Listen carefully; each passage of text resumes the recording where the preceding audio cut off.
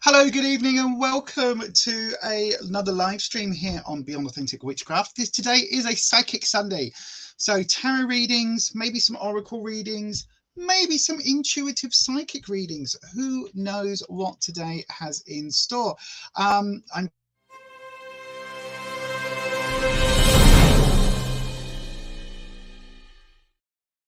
Yeah, I didn't mean to press that twice.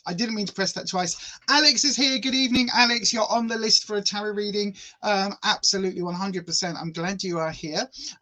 So, yes. Oh, Wolf Boyo is here. You've changed your profile picture so we can all see your pups. Oh, lovely, lovely, lovely. That's fantastic. We are going to start the readings fairly quickly tonight. Let's have a look at who is here in the live chat. We've got Nanette's Necessities Entertainment Hideout. Hello, Nanette. Nanette was just over with me on a Get Ready With Me. I've just been streaming for an hour already, just while I put my makeup on and did all those lovely things.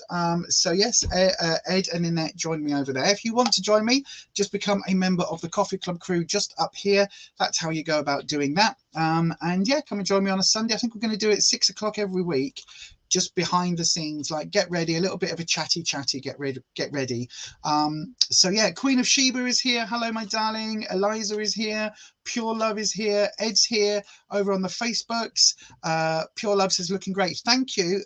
We literally did the makeup half an hour, well, 6 minutes ago, to be fair. Yeah, Wolf Boy, as I said. Alex, you're on the list already, my darling.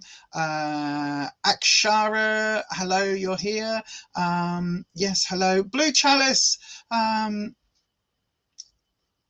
Okie dokie. Holland, before you go, I've got something to show you, Holland. Holland, just stay there 1 second. I've got something to show you. Bear with. Are you ready, Holland? I hope you like this.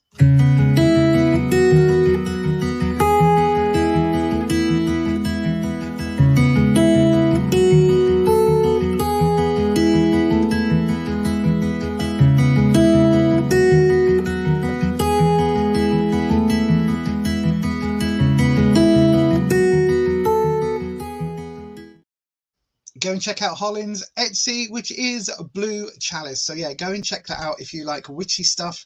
Absolutely amazing. Patricia's here. Oh, thank you, Patricia. Look out for the poster. You sent something to me. Ooh, that sounds really exciting. It does sound really interesting. Right, as Ed is saying there, if you'd like a reading, please start your question with the word question, and we can do that for you. I'm going to do it on the Doodah as well today on the Facebook. It is, isn't it? Holland's work is absolutely stunning. I'm not sure that they're here. They might have nipped off. They did put a message on saying that they had to nip off. So, yeah. Right then, so should we just crack on with some readings today? Right, so if you want a reading, do please pop your question in the live chat, starting with the word question. I'm going to pop that on now. So yeah, starting with the word question. If you want a question, that's what you need to do. If you've had a reading recently, then I would advise that I'll try my best. I've got yours, Alex. Oh, Holland was here. Oh, no, it's perfect. No. Honestly, I wanted to do it as a way of thanking you for what you do on the channel. So that's going to be one of those things that I play on a regular basis now, when I need a wee break or something like that. So yay, that's really cool. No, honestly, it's fine. Go off and do what you need to do. Honestly. Honest, that's fantastic. But thank you for being here at all.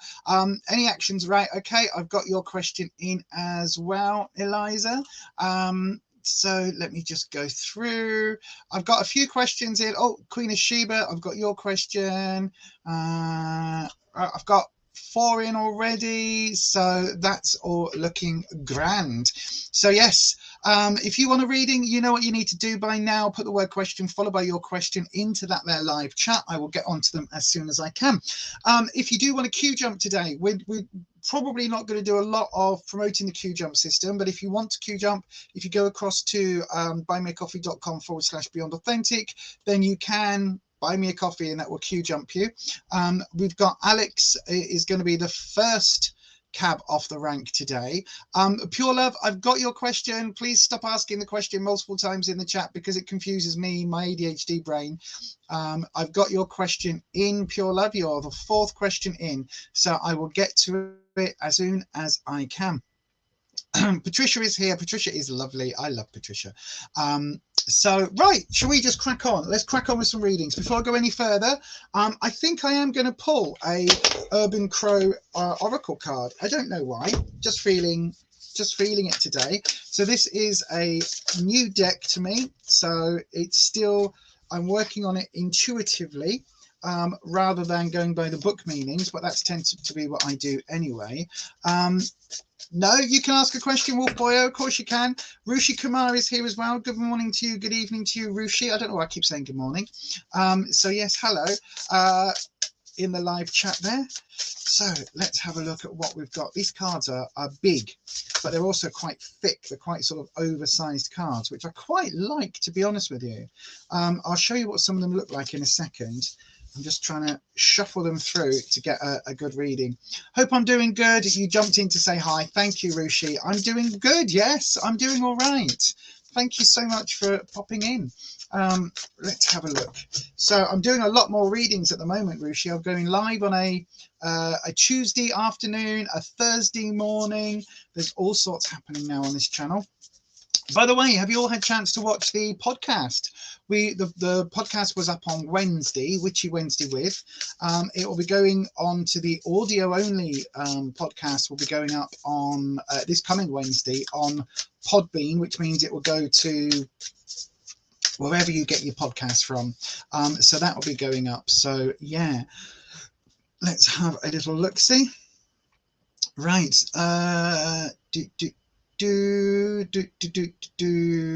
Okay, Wolf Boyo, I've got your question in. Sounds interesting. Right, let's have a Urban Crow Oracle pull for today. So this is going to resonate with someone. I'm not quite sure who, but we're going to do a drop.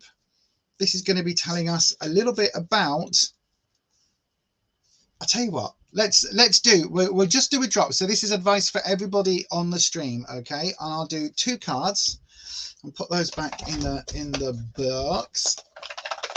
Come on, get in the box. Thank you. Get in the box. Right, so what have we got? We've got, oh, okay, so that's a crap. Hang on, let me pull another one because they're coming in thingy order. So we'll do that one and that one. They've come in numerical order, which is a bit bizarre. It's because of my lack of shuffling. Right, so here we go. We've got, what have we got? Oh, insight and teamwork. So this is what they are trying to teach us today, the crows. So insight. Crows are super intelligent. This is the story of a crow that they've studied, actually. They've studied this effect where crows can fill up a jar of water to keep sipping. So they'll pick up stones and they understand water displacement. So they'll pick up a stone, they'll drink from the top of the jar, and then when they can't reach their beacon anymore, they'll put stones in the jar to raise the water level. So this is talking about insight. So this is talking about, for me, your own intuition, your own, like, the bit that you understand of the universe, your level of understanding, your level of knowledge. And I think that's a phenomenal card. So it's talking at the moment, we need to have a little bit more insight. We need to have a bit of, how can I put it? We need to trust our inner self and trust our inner instinct a little bit more, because we've got that insight. We have that knowledge. We have that ability. And then the next card that's come up is teamwork. And that, to me, these work really well together, because teamwork, learn to trust the people that you can trust. And you find in life, don't you, that some people we put our trust in and it's misplaced, and other people we put our trust in and they're by our side forever. And that's what this is talking about. This is talking about the fact that some, you know, the crows are all ganging up to get rid of the hawk or whatever the bird of prey is. And sometimes you need that teamwork. Sometimes you need those people around you to help you out. And you really do need to have that. You really do need to have that. You need to have that connection and those people who've got your back. And so, yeah, so that's what I would say the general sort of gist for today and for this coming week is trusting your own insight, trusting your own abilities, your own knowledge, your own intuitive knowledge, your own connection. And also, if you need help, ask for help. And likewise, if somebody around you is asking for help, pitch in and help out, because teamwork makes the dream work, as they say. Right, I'm going to pull some cards as we go along for the readings today. So I might well jump between oracle decks and tarot decks and all sorts, just as the whim hits me, basically. Vicky Simkiss, hello my darling, how are you? Oh, I've just realized I just need to do something on the back end of YouTube. Bear with me 2 seconds. Hello Vicky, how are you doing? Are you still doing all the Slimming World content and things? I must admit, we are back to Slimming World. We've had our first fabulous week, and it was more fabulous for one of us than the other, but you know, that's always the case.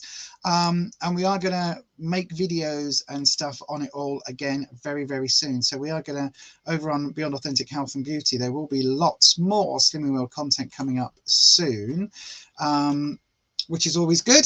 So yeah, so that'll be happening soon. So let me know if you're still on plan and how it's going for you. We both gained a little bit in the over the Christmas period. And when I say a little bit, I mean a lot. We both gained a lot. You're doing all right, thanks, Honey. You're going to be rejoining Slimming World this week. Yay! We both rejoined. Yeah, we both rejoined. Rufus didn't want his like 13 stone certificate or whatever it was, so we both rejoined. It makes life a bit easier. But yes, right, so you may well have noticed everything on the back end is now done. So you have to be a subscriber. You have to have subscribed more than 5 minutes ago, and we've got slow mode on, which just means it helps everything out. It means that the chat isn't bombarded by spam. Right, let's crack on with some readings, and we're going to start off today with, oh, I'll tell you what, we'll start with this, and then Alex, you're the first cab off the rank. We have a super strong connection here, right? Oh my god!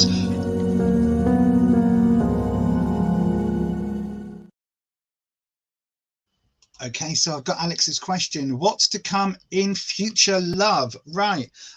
Let's go with a Thelema deck. I've got lots of decks on my desk from this week's streaming. If you didn't know, by the way, I am now streaming live on a Tuesday evening for Tarot Tuesdays. It's a bit like Taco Tuesday, but with tarot instead of tacos. And I am also streaming a coffee hour or tarot coffee hour on a Thursday at 11 AM UK time. So both those streams are with the top down camera, so you can see the cards as they are falling, which is a bit of a different layout for this channel, certainly. So if you want more free readings, you can join us over there. And yeah, what we're doing on a Sunday is we're keeping it very psychic based, basically. So this is very psychic based. So this is not just tarot, it's using oracle. Sometimes I might bring the bones out. I might do all sorts of other things, pendulums, things like that. And I might also start doing more connection with the stuff that the dragons bring me. We shall see. That's all going to be evolving throughout the year, but the Tarot Tuesday and the Coffee Hour Tarot, or the Tarot Coffee Hour, are both going to be fairly straightforward tarot streams, and then Sundays are going to be a bit more of a free-for-all. Anyway, so then, dragons. Alex would like to know what's to come in future love, please. So, dragons, good evening, welcome. Alex would like to know what's to come in future in terms of love. So let's have a look. I'm just going to do one more round on the shuffling. There we go. So you've not got a modifying card today. Let's have a look. We'll do your drop. This is so much easier when the camera's there, not above. You can actually see the cards going. Look, they're going to go there. Look, you can see. Did you see? You could see before it went, couldn't you? So let's do 1, 2, and 3. Oh, interesting, interesting, interesting. So, Alex, when we talk about tarot, we talk about there being two sorts of cards, right? The major arcana and the minor arcana. The major arcana are the headlines. They're all the ones that you see often. So they are the ones like the World, the Lovers, the Fool, the Magician. They're those cards, right? The other cards are the minor arcana, and those are separated into 4 suits. So we've got pentacles, swords, wands, and cups. Cups is the suit all about emotions. Your reading today has 3 cups.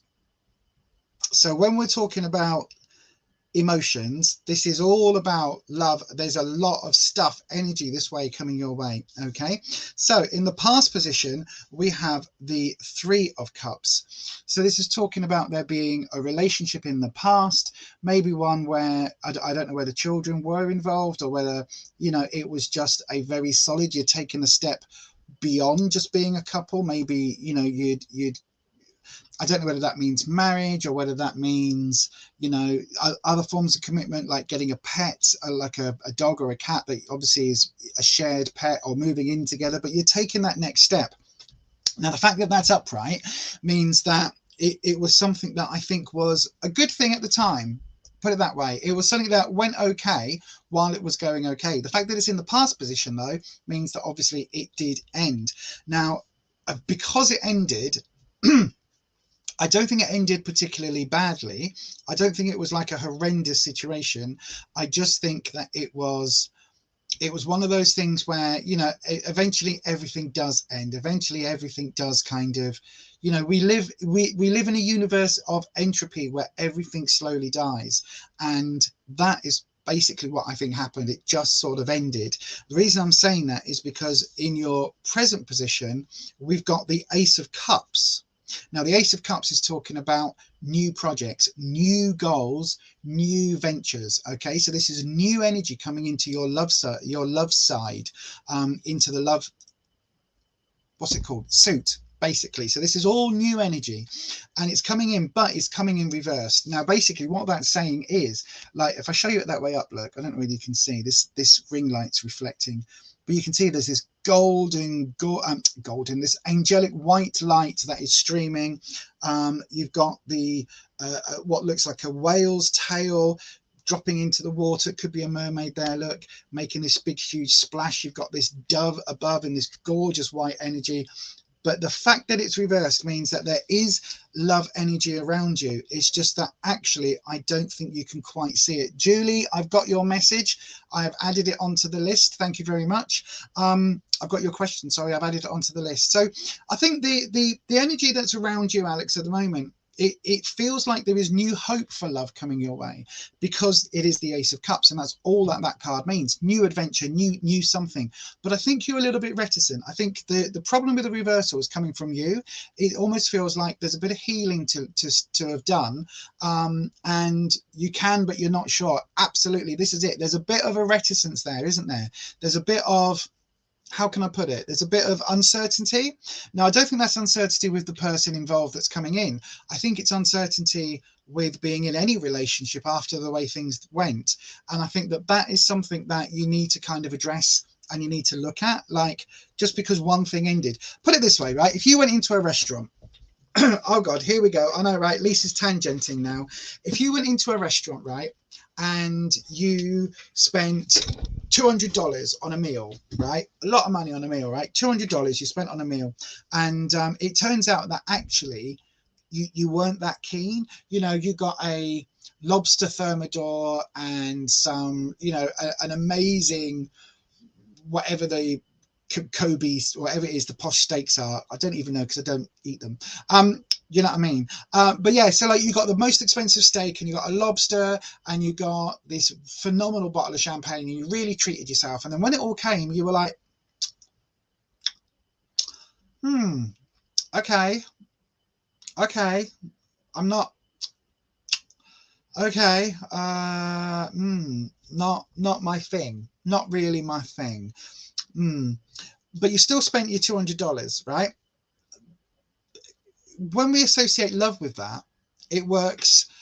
Just because you went in a restaurant and you spent a lot of money and you put a lot of time and effort into choosing, and then you ate something that didn't agree with you, doesn't mean you're never going to go to another restaurant and eat another meal.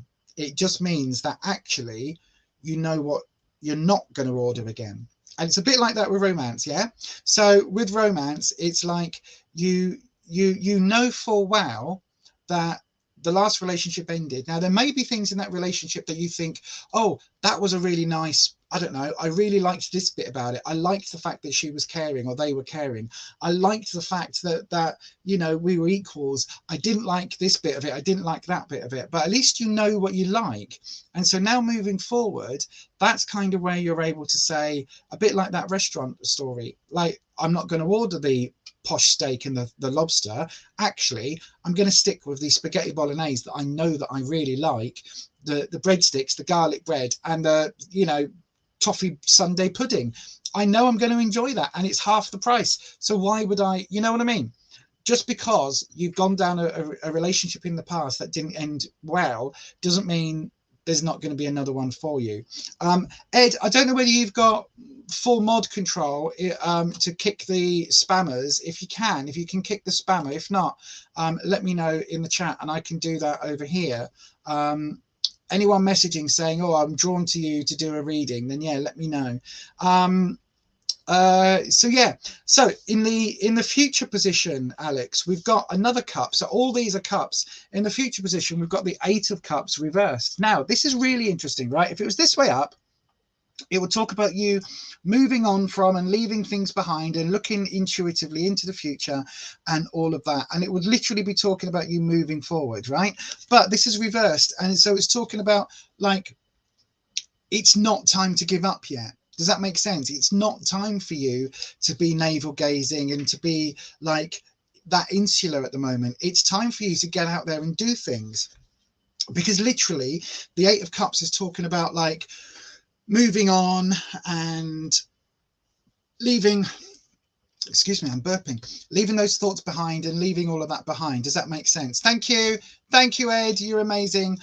It does make sense. Fabulous. And I think that in all honesty, I think that, like, there's a bit of work for you to do on your own sort of mental health space, mental head space, like in your heart space. You need to kind of clear out that baggage to be able to move forward cleanly. I'm going to pull you one more card. I don't know why I am, but I'm going to pull you one more card. So dragons, we want an outcome, like how we get there. So let's have a look.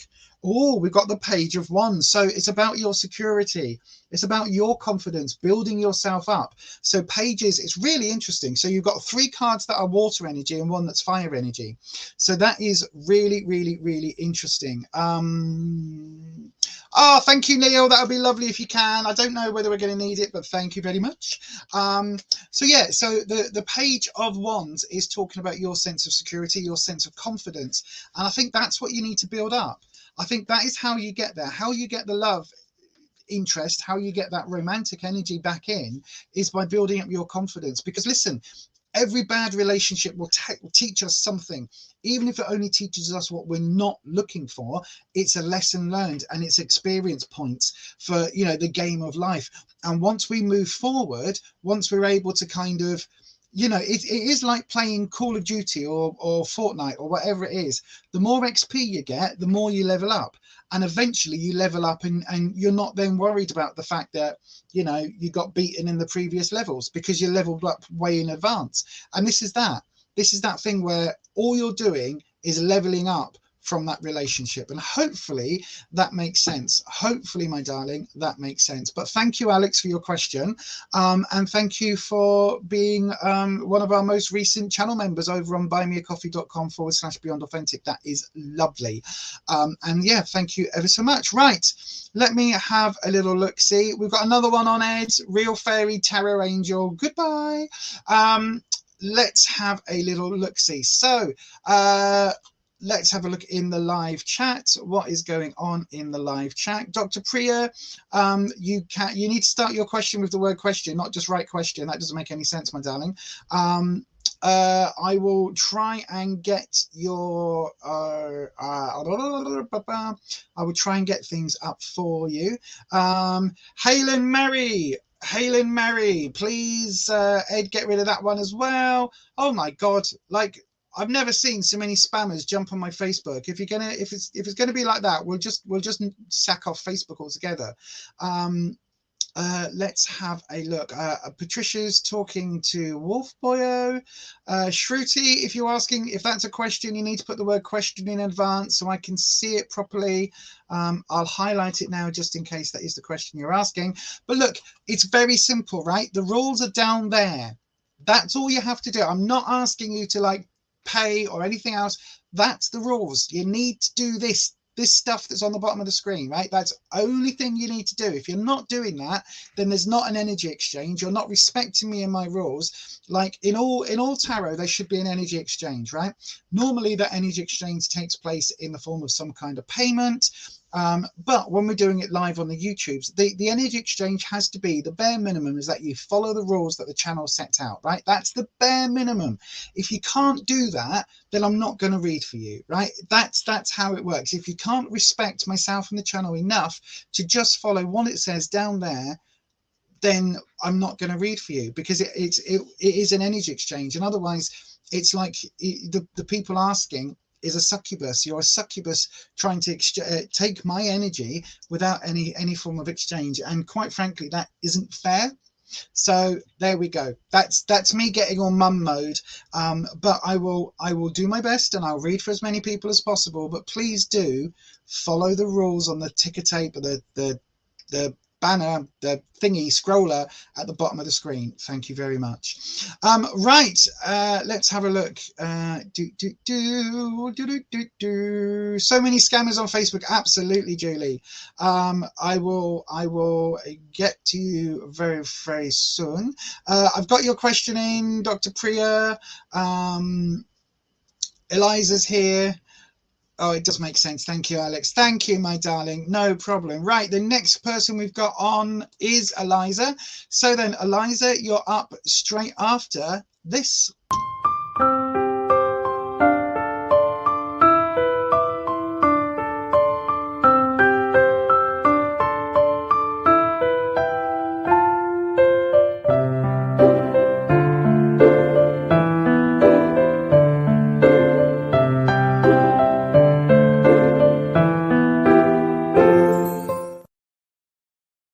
Yes, indeed. I'm going to be changing the Fiverr over very soon. So if you want a Fiverr reading, to get a 10-card reading for the price of a 6-card reading, book it soon, because when I take it all down, it's going to shift everything around a bit, and to start the new gigs with the new name on the channel. So that's all going to change over there. So yeah, if you want a reading, get in quick for a full 10-card reading for the price of a 6-card, because I don't think I'm going to run that offer much longer. Right then, Eliza, your question is, any actions are towards you this month? Let's have a look.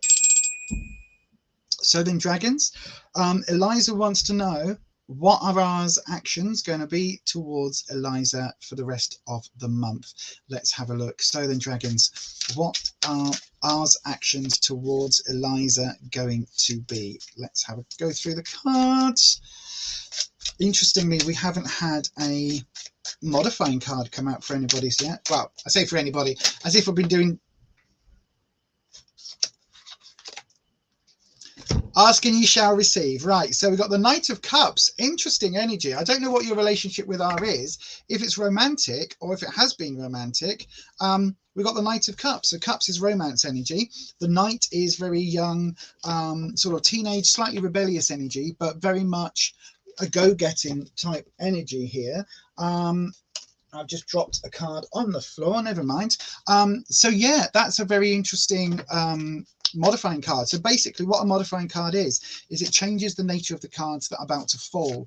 So we have to look at it through the lens of the Knight of Cups. So what is the Knight of Cups? As I say, it's about emotions, and it's about people maybe acting a bit quick on your emotions, or maybe you're acting a bit quick to respond, a bit quick to judge, that sort of thing. So then let's have a look. I mean, the positive things to do with the Knights are that they are the ones who are defenders. You know, they are defenders of the earth, defenders.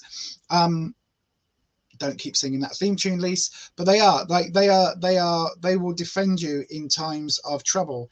And it's going to drop, it's going to drop, it's going to drop, it's going to drop, it's going to drop. Is it? Yes. Oh, that was a big one. That was a 3-drop. They weren't sure. So let's have a look at what we've got for you, Eliza. So you're asking any actions of R towards you this month. We've got the Queen of Pentacles coming up in the past position. Now, the Queen of Pentacles is an interesting card. Let me just double check here. Yeah, the Queen of Pentacles is an interesting card because she talks about there being financial abundance. Okay, so she's talking about there being a lot of work, a lot of financial mobility, upward mobility here. So the chance for bonuses, the chance for hard work to pay off, that sort of thing. Now, the fact that she's coming up, I'm assuming this is a love reading. Is this a love reading, Eliza? Is that the sort of energy that you're looking at? Shruti, I've got your question in. If that's the energy that you're looking for, Eliza, then it's definitely there. So right, you're not in a relationship right now. He's in a third party, right? So he's with someone else, right? So this queen could well be you. Shruti, your question's in. This queen could well be you, but it's very much, or it could well be the other person, who knows? But it's very much talking about there being a lot of work, a lot of opportunity for advancement. So again, that may be talking about more career element related. But for me, the Pentacles, finance, career, money. But the fourth thing, and you have to kind of skew it, the fourth thing is things that take a lot of work. So things that are, you know, worthwhile doing, things that take work to bring to manifestation. So it could well be that there's a lot of, like in the past, there's been a lot of effort put in. Does that make sense? Like a lot of effort put in, a lot of hard work, like the relationship was hard work. Where you are right now, we've got the 8 of Pentacles. Again, more work. Now, the 8 of Pentacles is not a great card, to be honest with you, and this has come up reversed. It's talking about biding your time, things, there's still being work to do, there's still being things, deadlines, like burning the midnight oil to get things done. So the fact that you've got this coming up in an overall sort of romance reading or that sort of read, when you've got the Knight here, I think there's a lot of effort that you're putting into this. There's a lot of effort that you're trying to chase down the Knight that's on his horse and done a run. And I question whether or not that's sensible, because it's reversed. So it may well be that you're doing all the work and he isn't. You know what I mean? It's like he's off on his horse gallivanting, doing the crusades, and you're trying to put a lot of work in here, especially when, now I don't think he's going to be coming back, because we've got the Tower. Okay, so the Tower is a major arcana card, one of the headline cards, and the Tower talks about everything that you've kind of built up coming undone around your ears, basically. So this Tower of Babel that's been created, being destroyed from on high.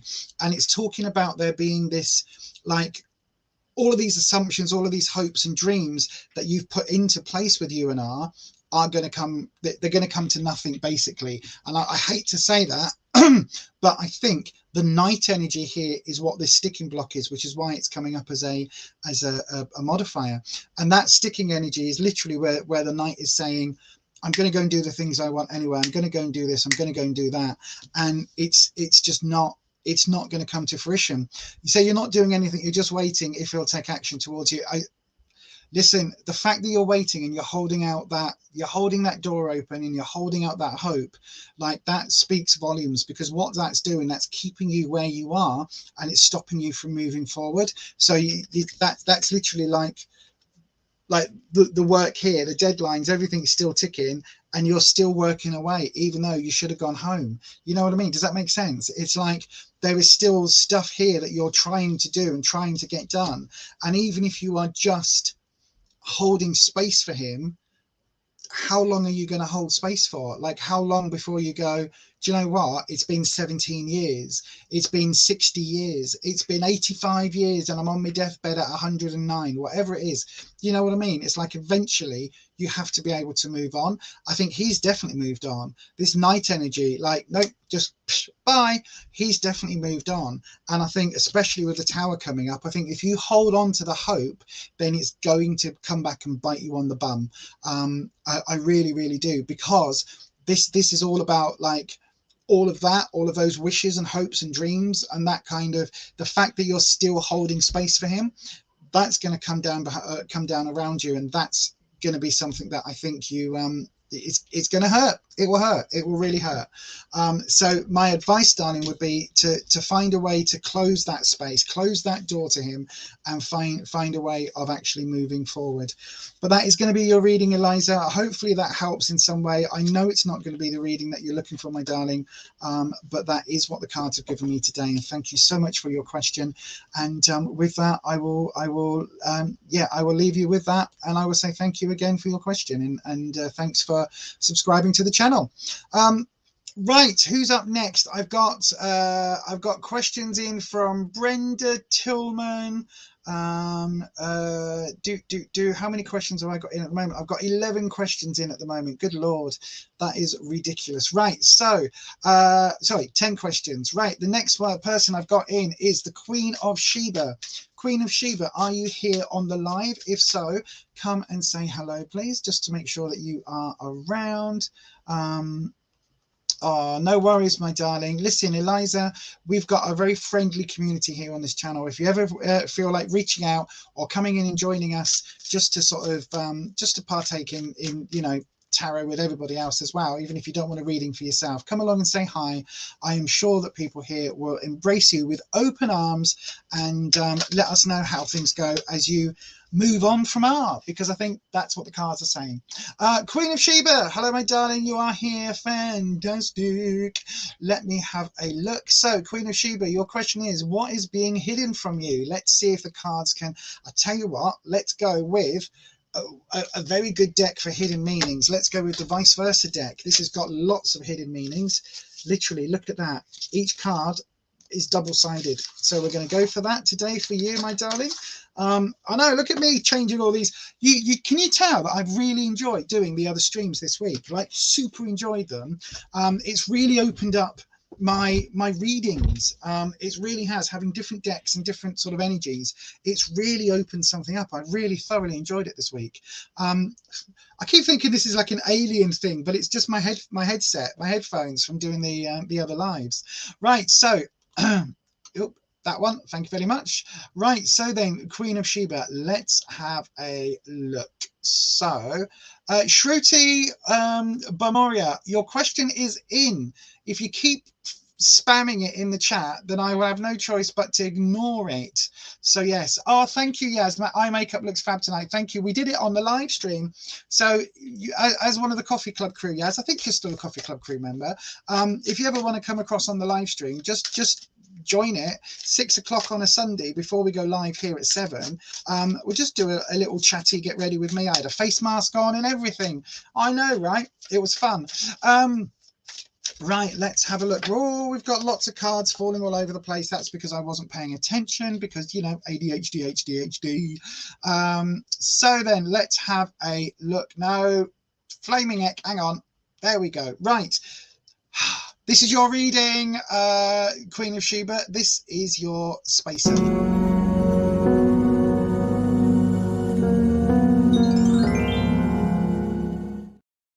Just had a slurp of coffee. Right, what is being hidden from you? Dragons. Queen of Sheba would like to know what is being hidden from them. Now, this deck, I have to look directly at the camera because the cards are double-sided. So I don't want to influence my shuffling at all. I don't want to subconsciously move a card up the deck or down the deck or whatever people do. So I am literally just staring at you. Apologies if this amount of eye contact is scary. We don't normally do that, do we? We don't normally hold eye contact with people. But I thought I'd drop some then, but I hadn't. Right then, dragons. So it looks like we don't have a modifying card. Get in there. So we don't have a modifier, so let's see about the cut. And again, I'm trying to hold focus with you and not look at the cards in too much detail, so I can't see what the top cards are. I think that was a double drop. Let's have a look. So then, 1, 2 and 3. Right, there we go. Cards are down. I can rest my eyes now. Oh, we've got 2 major cards coming up. So I do think this is an important reading for you, my darling. So let's have a look at the cards. So Crystal Lucas, you need to put the word question in front of your question. I will get to them as soon as I can. So then we've got strength coming up in your past position, Queen of Sheba. Now it's not the good strength, it's the enforced strength. Does that make sense? I've got your question in, Crystal. Look at this. So that's the normal strength, where it's like, oh look, I'm just gonna take the lion's poorly tooth out, oh I'm so strong. This is about having inner strength. And look, once you've done that, you've still got to face your demons, face the negative. And I think that is something that, when you're asking what's being hidden from you, I think you've had to find a way to be strong over this situation, whatever it is. You've had to find that inner strength. You've been forced into that position. It almost feels like it's like this isn't a natural fit for you to be necessarily like a boss ass bee. It's like I have to be careful because of swearing on YouTube now. You're not allowed to swear. But you know what I mean? It's like you can't be that boss and have that boss energy because let me go back. You've had to have that boss energy, even though it might not be natural to you. And that being forced, that being kind of like backed into a corner to come out fighting, that's what this is talking about. And I don't think it's a natural position for you. I think it's something that really has been forced on you. It's something that you've had to kind of come out swinging from you know, swinging for the whatever it's called. Words aren't good today, but it is. It's like you've had to come out fighting and really stand your ground, especially because in the present we've got the 5 of Wands. Now Wands is about security and confidence, and how, you know, all of those good things, that your protectiveness and all of that. And the 5 is like the combative card. Look at that. It's like these 2 people are gearing up to fight. The Wands here represent their staffs that they are going to like twat each other with, and there's one on the floor, look. And this is that thing where you've drawn a line in the sand, you know that saying, where it's like this and no further, this will stop, you shall not pass. It's that energy where you're literally like, bong, this and nothing forward, this and no more. And I think that's something that you're kind of been backed into this corner almost of coming out swinging. And it's like, it almost feels like your boundary line here, that fifth wand here, the one that's on the ground, like that boundary line isn't being respected by people at the moment, and it feels like they're all wanting to walk over those boundaries and just dismiss them, and you're having to reassert yourself constantly. No, this far and no further. Like, this is all I'm prepared to accept. And that energy takes a lot out of you. Constantly having to put those boundaries in place will take a lot out of you. You're asking what's being hidden from you. I don't think that matters, because whatever happens, you've got to keep fighting, because in your future it's going to come out in your favor. Whatever this is, it doesn't matter what's being hidden. What matters is how you respond, because look what you've got in your future. You've got the Magician. Now this is upright. This isn't the more negative side of the card. This is the positive side of the card. This has got that shooting star energy. The Magician talks about having all of the tools here. You've got everything here in your arsenal. You've got everything here where you can make the future what you want it to be. So your future, you can manifest this. Literally, you've got the magics within you. This is what this is talking about. You've got the physical tools and you've got the emotional tools to be able to move forward. And that's one of those things that, like, the Magician is amazing. It used to be the first card in the deck before they shifted the fall. And so you've got this energy where you can make the universe in your own image, if that makes sense. Your universe. You can make those decisions and change your future. But I think that that is something that kind of, again, it comes from this place of having to. I don't think it's going to be one of those things where you're like, oh, excuse me. I don't think it's going to be one of those things where you're like, this is all going to be like a nice, simple task. It's going to be one of those things that you are going to have to step up to the plate and swing for the bleachers.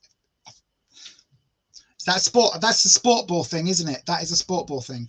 But I do think, in all honesty, I think it's going to end well for you. It's just going to be you stepping up. I've said step up so many times during this reading. I think that's what this is. I think 2023 could well be a really, really good year for you, manifesting and making and having things go your way, but it's going to take your energy. And the only problem I see with that, in all honesty, Queen of Sheba, is that you've got to maintain that energy level. It's like, once that energy is running, once you've stepped up and you are the boss ass bee, what happens from there? You can't necessarily like back down. Then you've got to keep going, and once you decide to do that, other things will fall into place, and like all of this will disappear because you've got that energy involved. But I think it's going to be a bit of a slog to maintain that long term. So with that, my darling, I hope that helps. This, by the way, will be no later than what? We're talking 4 to 6 weeks. So end of February time, February to March, around that sort of borderline between February and March. That's sort of when I think you're absolutely going to kick in. Probably, in fact, I see it before that. I see this as actually being just after Valentine's. Is Valentine's significant? Is there going to be a thing where you're going to have to kick some ass after Valentine's because of either something that isn't done or something that should have been done but isn't, and you're going to come out swinging? Whatever that is, I'm going to leave that with you, Queen of Sheba. And yeah, oh no, I've got wet cards. Oh no, how did that happen? Did I spill coffee on my cards? Oh no. But yeah, with that, Queen of Sheba, I'm going to leave it with you, my darling, and thank you very much for your question. Your birthday is February 7th. It's after that. I would say 10 days. It's after Valentine's, but not at the end of the month. So sometime in between that 17th to the end of the month, that's when you're going to get this, do you know what? Screw it. I'm going to do it myself. Was it Thanos on the Avengers films where he says, oh, so I'll do it myself, and picks up the gauntlet or whatever it was? I can't remember because brain. Shruti, please don't post. If you post your question one more time, my darling, I'm just going to boot it. I've asked you not to. I've got questions in. We've got 13 questions in. I'm going through them as fast as I can. If you keep spamming your question in the chat, I'm just going to boot it, my darling. I don't want to, but that's the rules. Anyway, thank you very much for your question, Queen of Sheba. And with that, I'm going to leave it with you. Cup of tea with $3 worth of sugar and cookies. I've got your question in. Thank you very much. Right, let me have a look. So I've got Pure Love, Wolf Boyo, and Julie are the next three. So Pure Love, you're up next, my darling. Come and say hello in the live chat. If you are still here, please come and say hello in the live chat. By the way, if you are wanting to, you can always queue jump. I think I might have to bring that in today, purely and simply because a lot of you are asking where we are on the list. I've got so many questions in at the moment. If you're wanting to queue jump, you can do. You've just got to do this.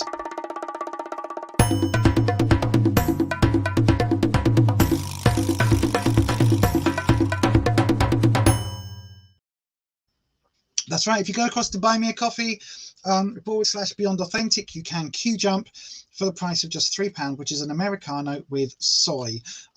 Right, let me have a look. So Pure Love, are you here, Pure Love? Oh, there you are. I've got you. Thank you, Queen of Sheba. No worries. Patricia, I'm going to make you a mod. I really want to make you a mod. You're amazing. Can I make you a mod, please? Will you be a moderator on my channel? Thank you. Pure Love. Right, I've got your question. Do I have your question? Yes. Sorry, I just clicked on the wrong message that just popped up, and that really confused me. What your higher self wants you to know? Oh, higher self. Right, we're going to go with higher self. We're going to go with, I tell you what, let's go with Thelema. Thelema's more mystical. We'll go with Thelema. The Thelema deck, not the Thelma deck, as I kept calling it, like Thelma and Louise, because, you know, I am a bit thick. It definitely says, look, it definitely says Thelema, not Thelma.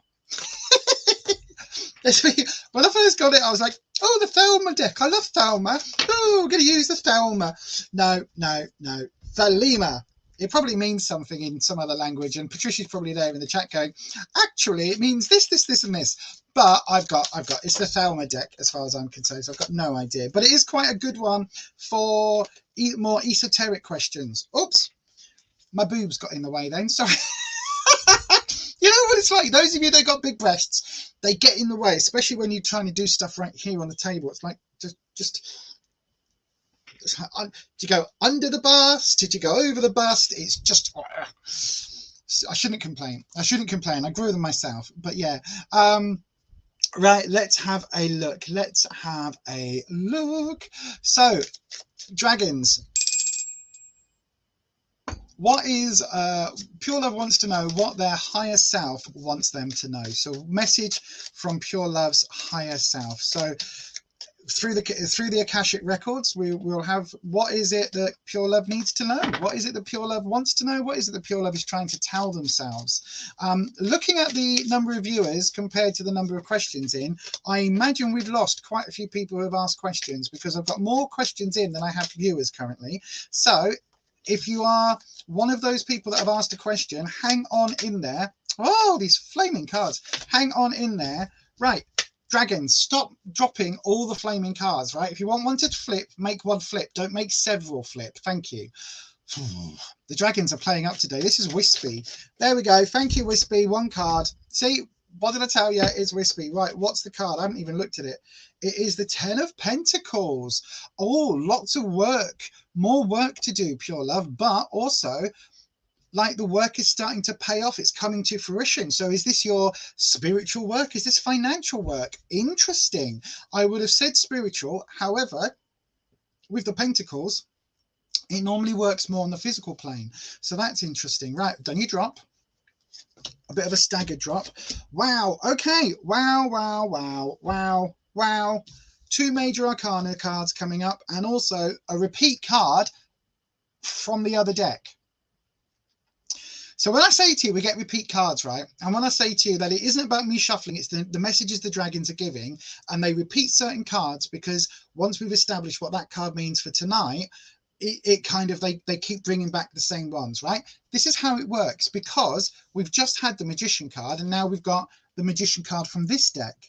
So this is coming up in your past position, Pure Love. So again, I think this is talking about you having the tools at your fingers, having the ability to make those changes in your life that are important. By the way, everybody knows you make all your own decisions about your own life. Tarot is for entertainment purposes only. But the Magician coming in your past position is basically saying, look, you've had this, you've been able to move the universe and shift things around for you, and to help your highest goal, your ambitions. You've been able to make those changes that actually have enhanced and improved your life. So that's a phenomenal thing, and this is about a far more sort of esoteric. So I think this work that you've been doing recently, I don't know whether you would use the term shadow work, or you would, inner manifestation work, or, whether you've done, physical counseling and things like that to kind of get to the root of some issues. But whatever you've done, whatever this work is that you've done in the recent past, in the last couple of months, is really paying off. And it's basically enabled you to take control over certain aspects of your life. The reason I'm saying that is because right now we've got another major arcana card, and this is the Bloomin' Wheel, or otherwise known as the Wheel of Fortune. So this is a phenomenal card. It talks about opportunity. So this is you like changing the universe to your beck and call, like just bending things ever so slightly, and this is the opportunity that is coming your way. So I think there's a lot of opportunity right now, but beware the wheel, because when we talk about the wheel, yes, it's the Wheel of Fortune, but it's also the roulette wheel, and we all know you can, one spin of the wheel, you can lose everything if you gamble too high. So just bear that in mind. It's a good time for opportunity, but it does have an element of risk here as well. So your higher self wants you to take those risks, but maybe just go a little bit gently with it. Again, the 10 of Pentacles, this is talking about getting a lot of achievement. Don't risk it all on the wheel. Like, bank some. Does that make sense? Like, you what's that game where they go bank? Oh, it was Weakest Link, wasn't it? Yeah, it was Weakest Link, where you bank the money. I don't know whether you've got that where you are, and it's probably not been on telly for 20 years because I'm old. But anyway, there's this element of like, only risk what you can afford to lose, basically, is what the, you know, anybody who's been into a casino would tell you. Don't bet the entire house on everything. And this is this. Look, don't bet everything. You've got this now. This has come your way. Don't risk it all with whatever's happening right now, because we've got a bit of a warning card coming up in your future. So far, these 3 cards are super positive. You want to keep that energy going. Don't do this risk maneuver at the moment, because we've got the 5 of Pentacles. Let me show you it that way up. There you are. Look, it's a little bit hard to see, isn't it? The 5 of Pentacles. For a split second, I thought that was the 3, but no, it is the 5. So this monk here is within a church setting. So they're papal, but the monk doesn't have a lot of stuff. They don't have a lot of money. They have given themselves up to a higher power for them. So they've like given up materialistic things and worldly things. They don't have a lot of money, and yet this is talking about there being more money, more opportunity, more like success. This is where they give that up, but this is reverse. So this is basically saying, look, be careful, because in the road to success, in the road to gaining more, you could end up losing what you've already got and what you've already worked bloody hard for.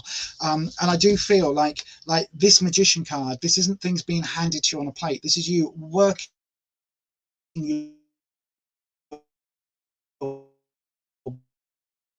side off to make some changes in your life. I know the changes are playing out, opportunities coming. Just make sure that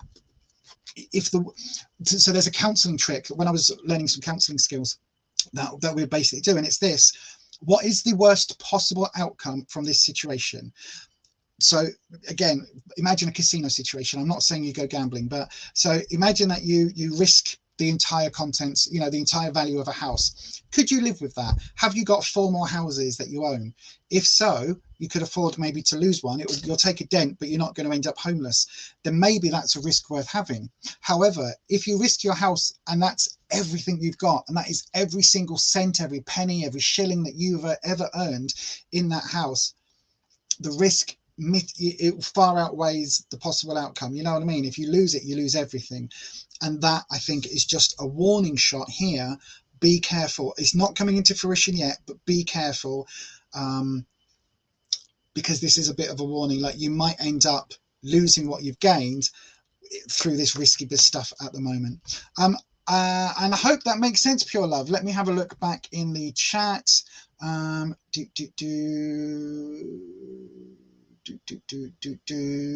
Yeah, I think that makes sense. So yeah, thank you very much, Pure Lover. Hopefully you can take that reading, but that is going to be your reading for today, my darling. Thank you ever so much for joining, and yeah, thank you very much. That is your reading for today. Right, I've got 12 questions in. Let me have a look. Let me just quickly flip over to buymeacoffee.com to see whether we've got any queue jumpers. No, we don't. So new comments. If you're looking for a reading, please, I do take questions from Facebook now. Yes, I absolutely do. Yeah, look at that, Patricia coming in with the wisdom here. Little steps will take you where you need to be. Absolutely. No problem, Pure Love. That's absolutely, it's my pleasure to do this. I love doing tarot. It really is. There's a new Weakest Link on TV. Is there? See the dragons? No. The dragons? No. They're giving me this bank. I mean, Pure Love, if you get a chance to go on Weakest Link, you go, my darling. But they give me this thing, and I'm like, I've got no idea. It's probably not relevant to anyone. That is bonkers. As if, see, the dragons know this shit. I don't know this stuff. The dragons know this. I don't know this, but the dragons do. but yeah, fabulous. Right, so I do take readings off of the YouTubes. So blue Chalice Arts is here, yay. Right, so the next question we've got in is from Wolf Boyo. Wolf Boyo, are you here, my darling? If so, come and say hello in that their live chat. While I give you a couple of seconds to do that, I'm going to hit this.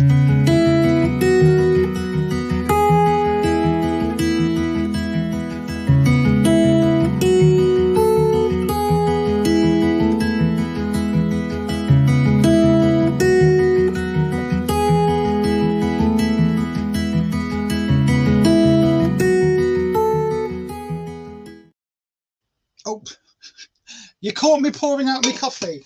That's what I have to do. You see, I've got little like 10, 15, 20-second little videos so that I can take a slurp of coffee and pour my coffee from the hot flask into my cup. But yes, that is the lovely Holland, who's one of the moderators on this channel, who runs Blue Chalice Arts over on Etsy. I hope you like that, Holland.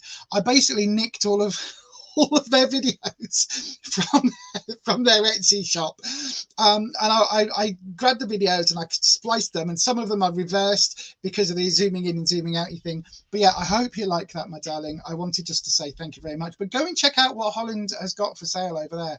There is some really beautiful bits and pieces for your altars and for just for spiritual, like spiritual, what's the word I'm looking for? Spiritual followers, spiritual workers in general. Yes.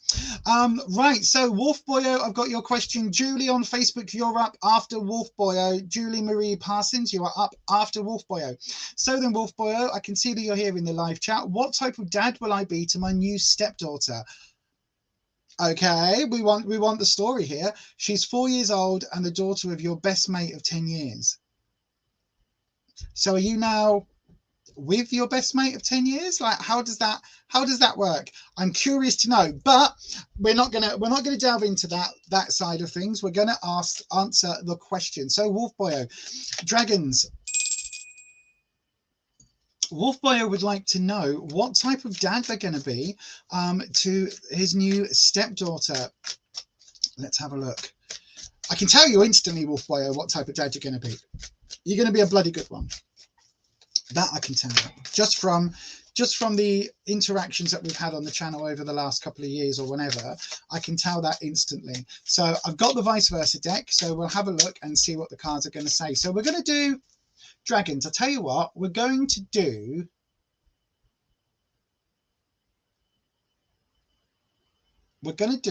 a, okay, no, we'll do a 3 card, but it won't be past, present, future. It will be, let's have a look. It will be, I'll tell you what, we'll do the first card, talking to the dragons as well. The first card will be how Wolf Boyo will start. So the first kind of coming together and the first bit of taking up that role. Then we'll look a little bit into the future. So we'll go, you know, the next couple of months, and then the third card we'll do. So I'm going to do 1, 2, and then the third card down the bottom will be the emotions. Okay, dragons. So we've got the initial like shock of becoming a stepfather, and then how that's going to play out for the longer term, and then underneath that will be the emotional impact or the emotions that are involved. Okay, dragons, we're aware of that now. We're aware of that change to the layout. So then let's go. So we want 3 cards. Whoa, gosh, we've had a card jump. What have we got? We've got the Hierophant. Interesting. Authority figure. Interesting, Wolf Boyo, an authority figure role. So the Hierophant or the High Priest or the Pope is often seen as somebody who's quite dogmatic, quite strict, but also somebody who has a lot of weight on their shoulders, like is the spiritual leader. So maybe there'll be a spiritual element, but also kind of laying down the rules. Maybe that's what's needed in this relationship. Let's have a look. We're going to do your drop. Hang on, trying to hold it so you can see it. There you go. Oh, and then 3 cards, 1, 2, and lower is 3. Right, so let's have a look at what we've got. Right, so, oh, okay, so going in, the initial response, we've got the Four of Wands. So I think, look, just look at this golden glow, this warm, you just see the warmth of this. So wands is security, confidence, all of those things. I think you're going to make a massive impact straight in. And I think if this is something that happens and you end up, you know, being the stepdad officially, then you've got this really warm, fuzzy type, secure, romantic, not romantic, this fuzzy type comfort like element, this sort of like nice, what's it called, Vaseline around the lens, you know what I mean? It's like a nice soft focus. Everything is going to feel really nice and warm and cozy. That's the word I'm looking for, cozy, because we've got the wands here making up this sort of pagoda type situation, but it's warm. Look, it's nice, it's warm, there's animals around, it's a nice warm day, you've got your top off, look at this, right? So it's given us this nice warm summer vibes, this really nice feeling of, you know, spending time together and having this warm family glowy moments. So I think that is going, you know, that's the initial sort of element. I think that's going to go really, really well.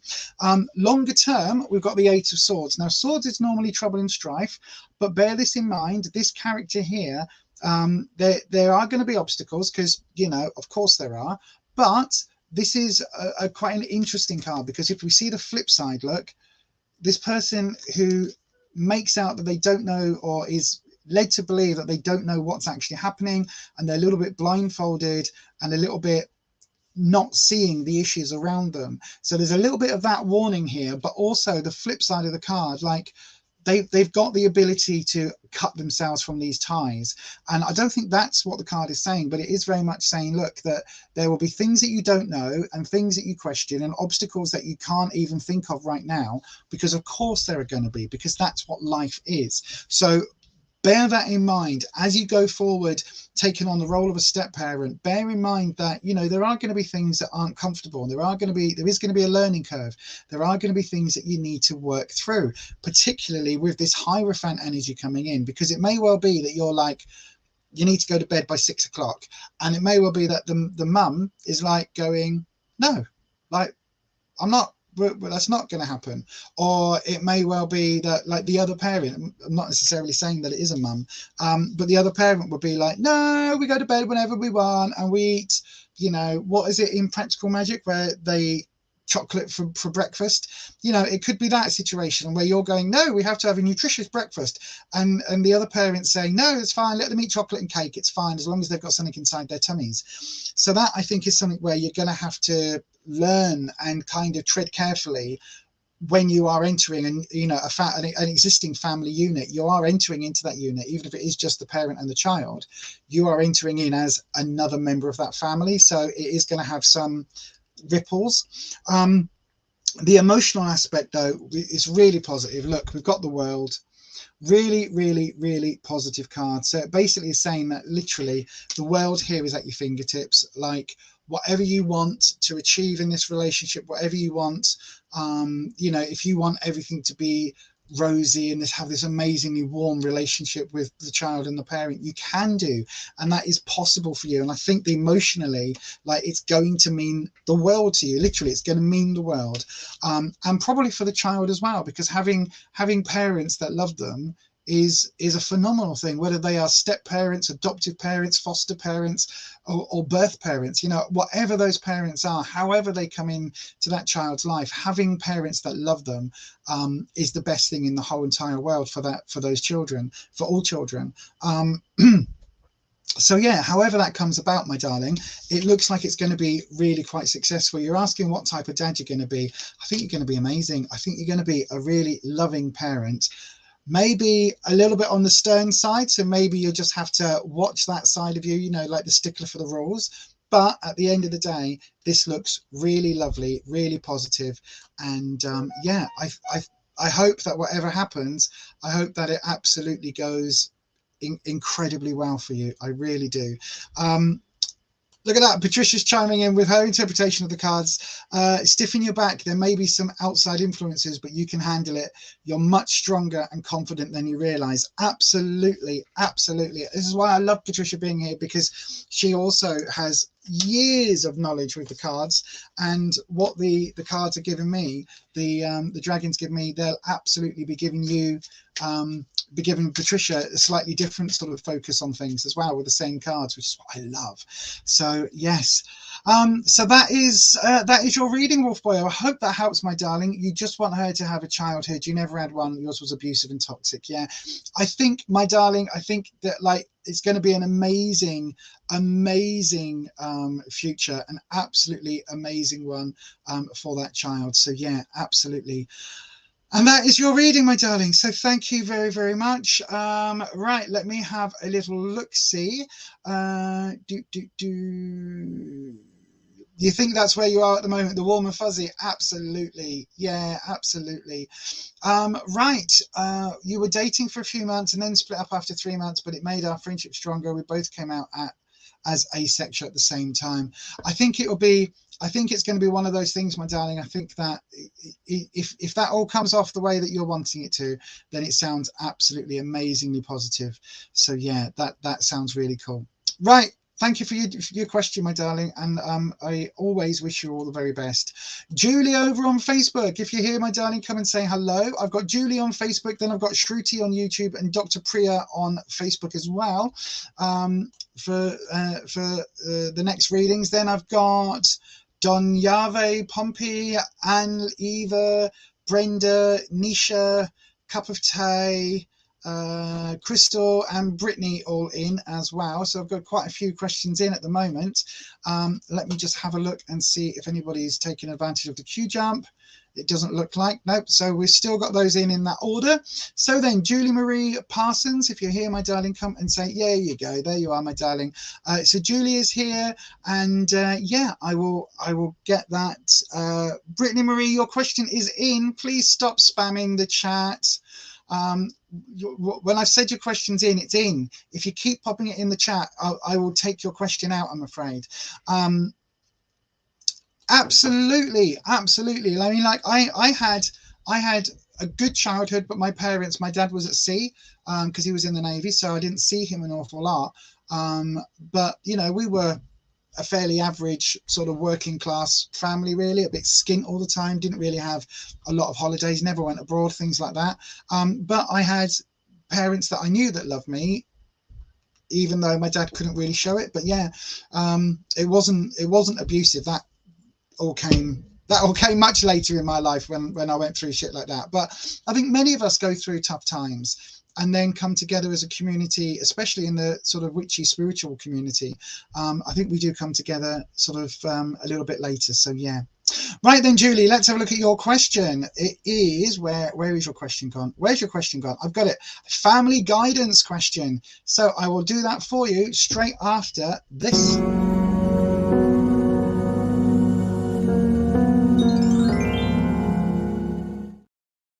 What will your cards say? Indeed. Right, I'm swapping over to the Thelema Tarot. It's a bit hard to see this one on camera. I do appreciate that, but I will do my best. But it's a different vibe to the vice versa. It really is. So, are you all right, love? Yeah. So you want some family guidance. Let's see. So then, dragons. Julie Marie Parsons over on Facebook would like some guidance on family matters, some family guidance. She'd like to know a few ideas as to what is happening in life. So let's have a little look-see. Some family guidance. Let's see what we've got. We've got a card drop, and it is the Two of Wands. Okay, now look at this smoky, it almost like Renaissance, doesn't it, these cards? This is absolutely beautiful. So Wands for me is all about security. Two is coming together. So a partnership maybe with a loved one, partnership with a family member. You're asking for family advice. So it's talking about this being a sense of confidence, sense of security. So that's going to reflect. There we go. So if you're in a relationship, my darling, then it's talking about your other half. If you're not in a relationship, then it could be talking about other family members that you have a close bond with. And it's talking about there being a solid kind of connection in terms of security and in terms of confidence. Does that make sense? Like a solid bond, like a secure bond, like you've got my back, I've got yours type situation. That's what this is dealing with. So because we've had a card drop, I'm going to drop the deck, cut the deck. There we go. So I've got to say, so far, it's just all on the tarot that we're doing so far, isn't it? We haven't had much come through from the dragons in terms of other psychic-y stuff, but we'll see what happens as we go. So there's nothing here talking about figures, so I don't have any of the court cards. There's none of the major arcana, but what we have got is some interesting things under the surface. So we've got the Seven of Wands in your past position. Now, this is really talking about pulling up the barriers, pulling up the portcullis, pulling up the drawbridge, and kind of protecting what you've already got. So when we're talking about from a family perspective, it is literally like grabbing your family and holding them close. So it's talking about protecting the people you love, basically, is what this would say to me.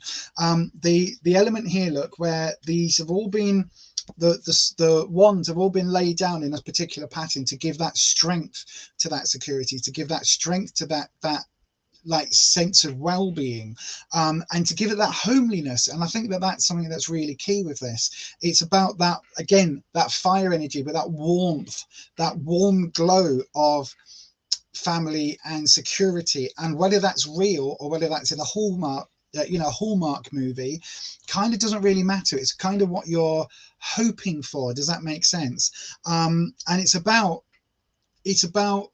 nurturing and protecting. It's all of that energy. Mr. Subin, you had a reading literally this week, my darling, so I'm not going to be able to read for you today. You've had a reading this week, so you'll have to come back a little bit later. So yeah, you'll have to come back a bit later, my darling, in a couple of weeks or so, because I have just read for you this week. So yeah, you've got to give time for changes to happen, my darling. It's so on point already. Well, thank you, my darling.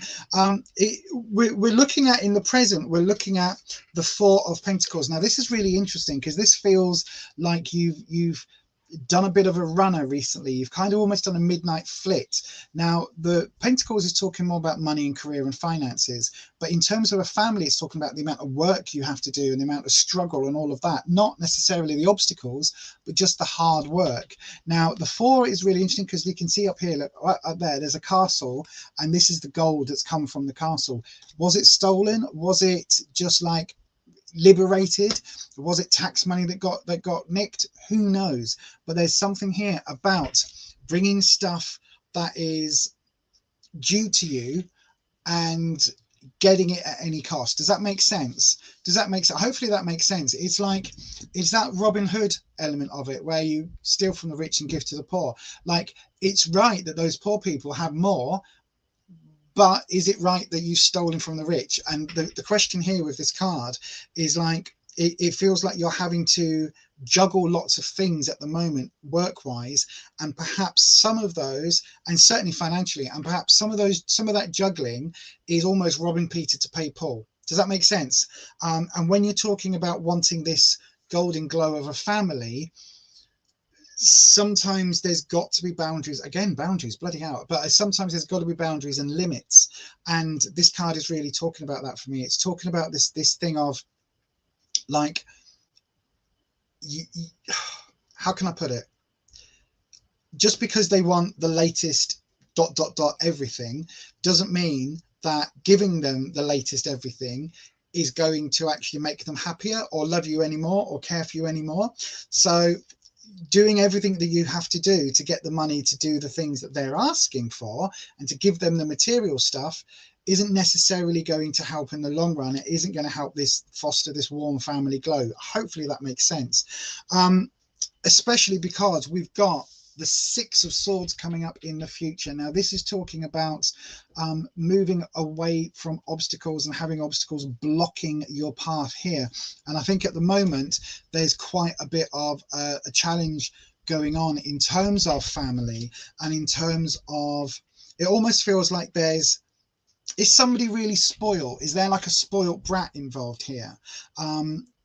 you've recently put foundations in place with boundaries in place for family that don't live with me. Is there some kind of is there some kind of spoilt brat, some kind of like somebody that feels really entitled, is always getting their way or wanting their way? Because it feels like you're on a path for, you're on a bit of a path for a clash with this person. It's like there's different what's it called, dichotomies, no, different different mindsets about how the family should go. Does that make sense? It really does feel like there's like, your path is this, very spoiled, you have 3 of them, right? This is what I'm getting. So now we're getting into the other stuff that isn't the cards. What I'm getting is that there's this idea that like you're both there's this paths are there, but the way things are going, it's going to collide. And it's about fundamental ethos, fundamental like belief, like whether it should be how can I put it, like money over like material things over maternal, for want of a better phrase.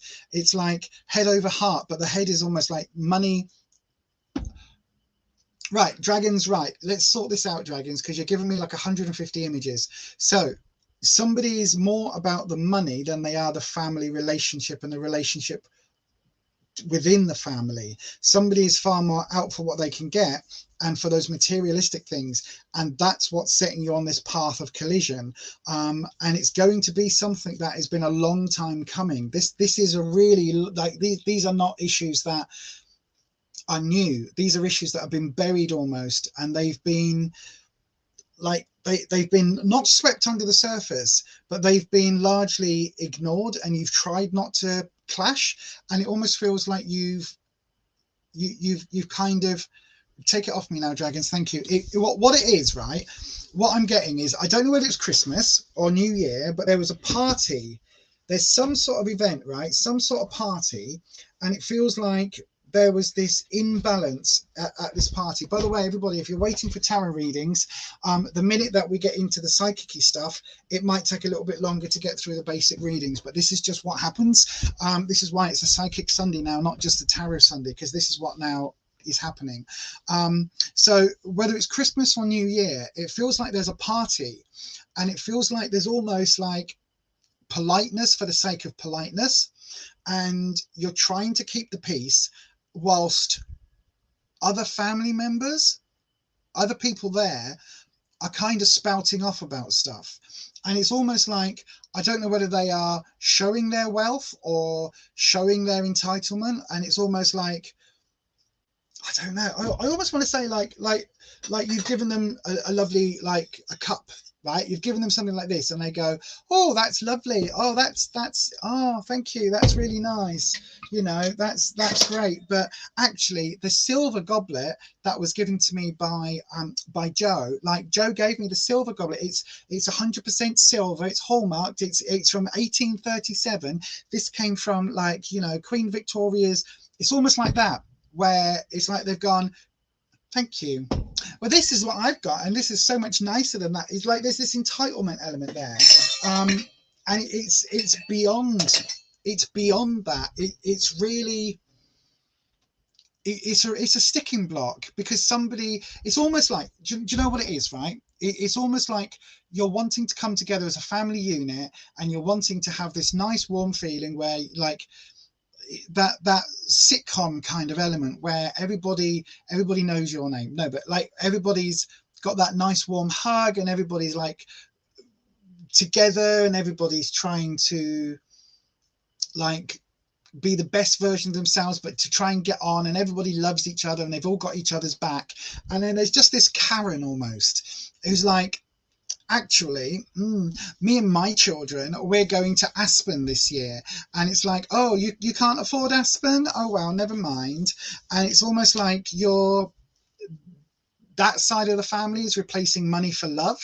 Does that make sense? And it's like they'll buy their kids everything, they'll buy their kids the affection, they'll buy all of that the kids can possibly want, whereas your ethos is far more like, I'm not saying you don't spend a lot of money on the kids, and I don't know whether this is Christmas or New Year, but it's like your kids or your side I don't know why it's like, it feels like two sides of a larger family, but it's like your ethos is far more like, we appreciate what we've got. Yes, we get presents, but they're deserved, and they're, you know, people, your side values the money that's spent, and you know, oh, you've got a wonderful new thing and that's lovely, but you haven't got like 50 million. Whereas the other one, it's all about like, oh, you've got, you know, you've already got a laptop that's a year old. Well, you can't use that anymore. It's a year old. Oh no. Oh, you've got the iPhone 12 or the iPhone 13X has just come out, so you must have that. And it's like, this side of the family is buying that affection, and your side of the family is like, do you need another phone? Like, it doesn't do anything. Like, it's exactly the same iPhone as the last three. Do you need a new one? Is this perfectly good? I'm still paying for this one. Is that fine? You know what I mean? So it feels very much like there's this disconnect. How you get over that, right? Dragons, how we get over that? Let's cut the, okay, the next, no, we're going to do a cut, dragons, cut. How do we get over this family dichotomy where it's kind of like one side is materialistic and one side is wanting that family togetherness? Is there a way around it? That's what we're asking. So let's just cut the cards, and we've got this one. Okay, we've got the Knight of Wands. Oh, hang on, let me go back into the live chat. Oh God, Jesus, sorry, Julie. That's right on the head. It was a Christmas party. You're totally right. I couldn't have used any other words myself to explain it. You got it. Oh, wow. See, this is what they're giving me. This is what the dragons are giving me. So how we get through it is, I think you're going to have to fight. I don't mean jousting, but there's going to have to be words. Like, words are going to have to be said, but in a warm, fuzzy way. Does that make sense? I think they're like, if things are left under the surface, they're just going to keep bubbling on, like with this, like things like literally look under the surface, and you're just going to be on this boat, and it's almost like on the River Styx, where you're headed in one direction and there's no way around it. But I think the way through is to have frank conversations.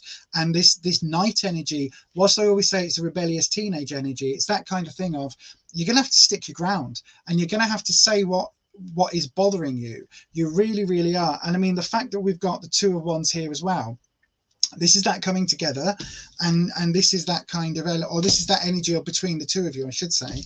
And this is how you move forward. So you move forward by having this conversation, even if it's something where you're really blunt. And you just basically say, look, I don't care how much money you and your husband have got.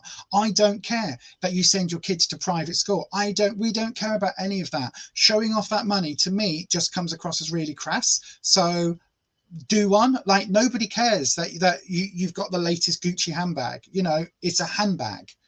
You put your phone in it, your cigarettes in it, your glasses, you take it on your shoulder.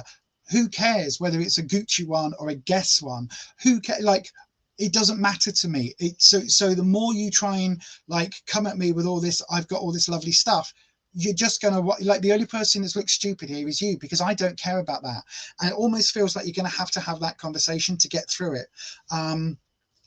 But I would say do it in a warm way, you know, even to kind of, and not backhanded at all, but literally genuinely say, like, I'm just not that materially minded. Like, I don't really mind that. Like, it's great that you've got the latest Porsche and you've got a big house. That's fine for you. But you know what? I'm really happy where I am. I'm really comfortable knowing that my close circle of friends, my family, have got my back. And I value that over all of the sacrifices I would have to make to get that wealth. And actually, I'm really happy where I am. And it almost feels like the person who's got the money is looking down on you, as if you can't possibly be happy with your lot. And I think that's the conversation that needs to take place, where you're like, look, I'm really happy.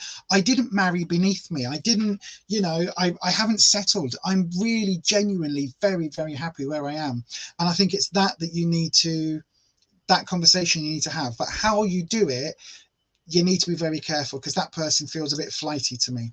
But anyway, my darling, that is your reading. Sorry, everybody, that took a little while, didn't it? The dragons, when we talk on this channel about dragons, I'm talking about elemental energies in the Akashic field. And basically what that is, the dragons give me, and I will make a video on this, they give me sometimes insight that goes beyond the tarot cards. And that's why it's now called Psychic Sunday, because that's just what happens. And like, that is the message that they were absolutely trying to convey. And I've got to pass that message on when they do it, because otherwise it sits in my head for ages and then it goes a bit whoppy. So yes, anyway, thank you very much for your reading, Julie, and thank you for, you know, being here. Right, by the way, Julie, if you want to come over to YouTube and subscribe, please do that. Come and subscribe to the YouTube channel, hit the bell notification and all of that. And if anybody would like to, you can go across to buymeacoffee.com, just up there, look, buymeacoffee.com/Beyond Authentic, where you can buy me a coffee. You can buy it as a thank you. You can buy it as a queue jump. You can become a channel member, where you'll also be able to take part in the live streams. An hour before we go live here, we're going to do a behind the scenes, a get ready with me, all of that, each and every Sunday evening now as well. So if that sounds like something you'd be interested in being a part of, all you need to do is go over to buymeacoffee.com.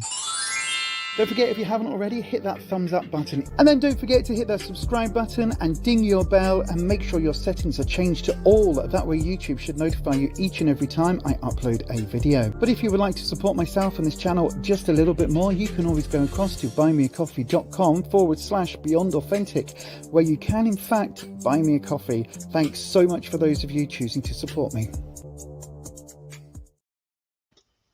I can't get me coffee lid off.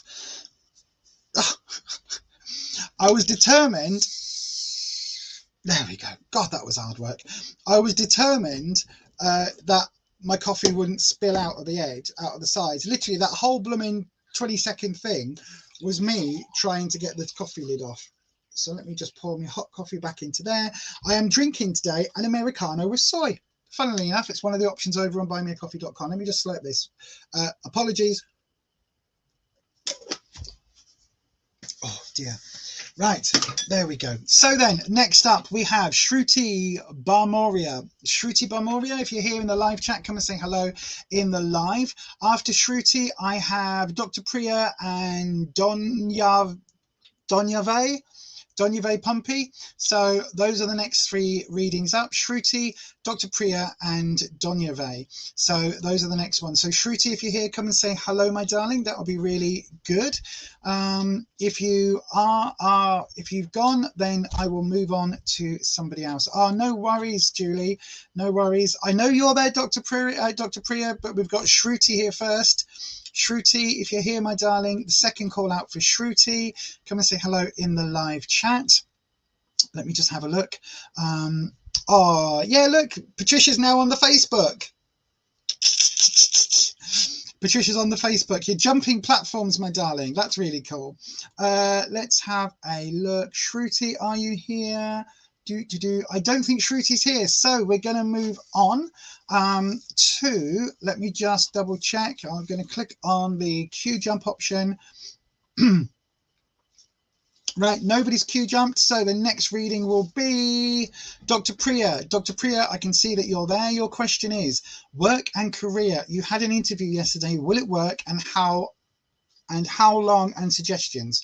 Will it work? So will the job go well? Right, so we're going to do the right. I'm drawn to the Rider-Waite Smith. I don't know why. This is the Radiant Rider-Waite Tarot. It should be called the Radiant Rider-Waite Smith Tarot, because again, Pamela Coleman Smith, a rather lovely artist who did all the artwork for this, is far more instrumental than the person who wrote the book, and she never gets recognition, does she? But yes, Pamela Coleman Smith did the artwork, and then the Radiant Rider-Waite has just been enhanced a little bit. You're like dog mess you get everywhere. Thank you. Yes, that's lovely. Thank you for that mental image, Patricia. That's good. Enraj, you can. We've only got about another half hour left, and I have 8 questions in at the moment. If you're wanting to queue jump, you can do so by buying me a coffee at beyondauthentic.com/buymeacoffee.com/beyondauthentic, that way around. Right then, Dr. Priya. We've gone to the Radiant Rider Weights. So hopefully this gives us a bit of colourful clarity. Right, hands, stop doing that because that isn't the cards. That is my lack of shuffling ability today. Your question is, work and career wise, you had an interview yesterday. Will it work and how long for? So then, dragons, Dr. Priya would like to know what is going on in a career reading. We've had a card immediately jump, and it is the 8 of Wands. Everything is up in the air. This has been reversed. Not a good situation necessarily, Dr. Priya, but everything is up in the air. Everything feels a bit in flux. Oh, I just banged my elbow. Did you feel that? Did you all hear that? Oh, funny bone. Oh, wow. So yeah, so everything's in flux. Everything is a bit up in the air at the moment. Everything is a bit undecided. The fact that it's wands means that this is your sense of confidence, your sense of security that we're talking about more than anything else. So it's not necessarily just the work. It's like how you feel about this job and this career. Let's have a look at what the cards say. Right, okay, interesting cards. So in the past position, we have the Hermit reversed. So the Hermit is talking about going into, look, if I show you it that way up, look, you can see it's the Hermit. The Hermit reversed is talking about going into some sense of solitude, taking some time to really kind of work out what it is you want and how you want to move forward, and work out what that wisdom is that you are in need of. Work out what it is that you need to move forward. So those inner desires, all of that, you know, like sorting out your pecking order, if you like, of what's most important to you. Now that's had to come about. I don't think this was a planned thing. It almost feels like whether you lost a job or whether there was a demotion or suddenly there was a lack of opportunity came your way, because this is up in the air as well, and this is reversed as well. So it's talking about there being this like this moment of realization and this moment almost of adjustment and changing gears, where you've had to then take stock and really look at the situation and decide what you want and how you want it to be. In the present, we've got more wands. So again, more security. We've got the 6 of Wands. Now this is a celebration. So this could be that things are going to go well. This is community celebration and lots of events, lots of people around you. So this could be really, really interesting in terms of a career, particularly if it means working with a group of people or like leading up a team or something like that, because the Wands here is talking about confidence. But look at this person. This is not an unconfident person, is it? This is not somebody who is shy or retiring. They are being lauded. They've got these laurel wreaths being held in the sky. They're in their finest regalia on this horse, which has got its finest regalia on. They've got the laurel wreath on their head. Everything here looks really, really grand, you know what I mean, and grandiose. So it's almost like if the job is in something where you're going to get a position, like quite a high position of authority, that looks really good at the moment, particularly if it's something where you are getting lifted above some of your colleagues. So in other words, if it's a promotion, if it's something like that, that is looking really, really good. Now again, with this, it's all a bit up in the air, so there is still a lot of stuff for you.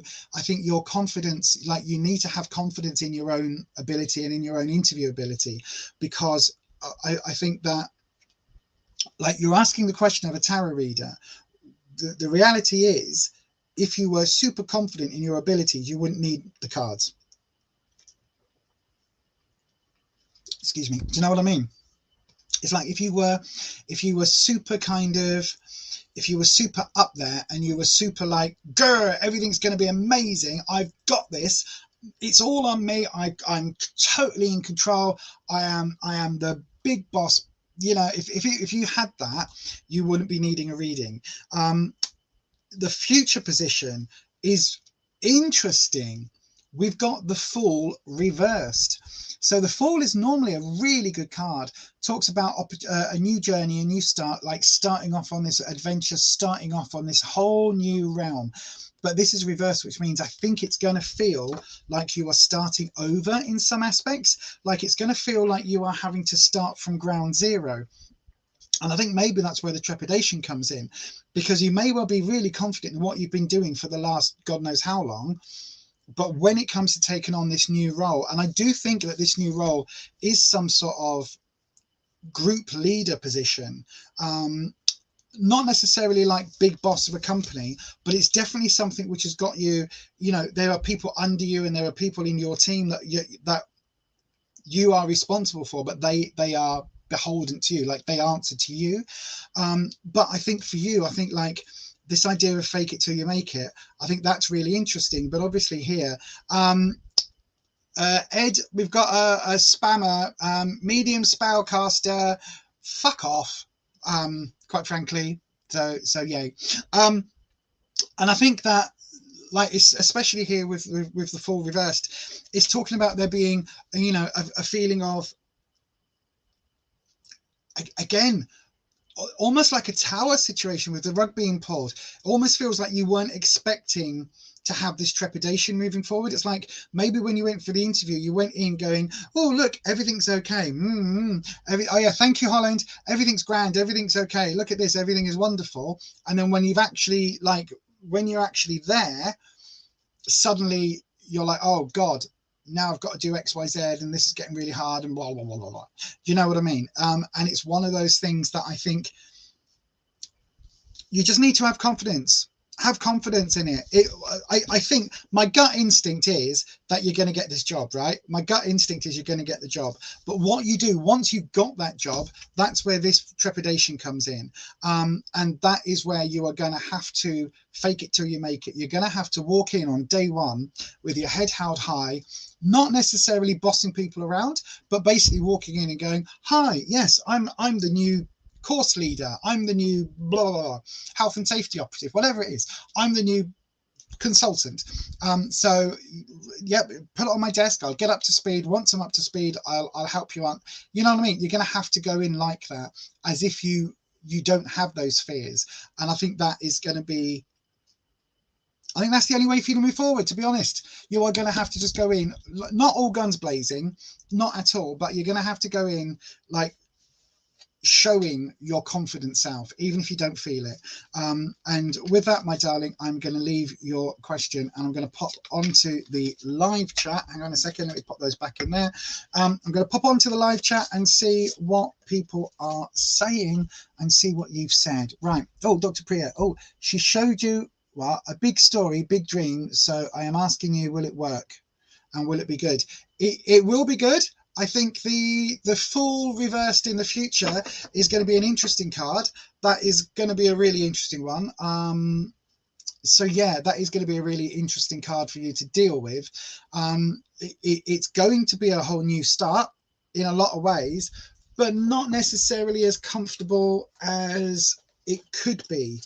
And again, I think because you've got that Eight of Wands reversed energy coming up, overall, the only reason why it's not going to be as good as it could be is coming back down to your own fears and your own insecurities. And I hope that makes sense, my darling. So yeah, she's sending you to London to do a course for Botox. That sounds cool. You just need to, well, when you come to London, you just need to like own it. Just own it. If someone's got the confidence in you to do that, then own it. Absolutely, my darling. Right.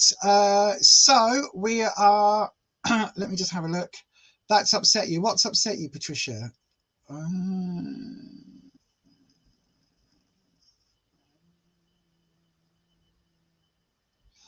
Laura Remain, that's very rude.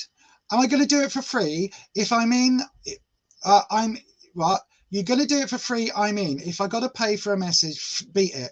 I've been a tarot reader for 25 years, Laura. So, you know, we talk about an energy exchange on this channel. I can charge upwards of 50 quid for a single tarot reading. I don't on this channel. I do this for free. But the fact that you're being so snotty means I'm not going to read for you. So I don't care whether you got a question or not. I'm very, very sorry. I'm not going to read for you. I don't deal with entitlement here on this channel. So you are now deleted and blocked. Sorry. Right then. Next up, oh, in fact, let's also delete and block that person there. There we go. Medium spellcaster, because you are a spammer. Delete your comments. You've been blocked as well. Let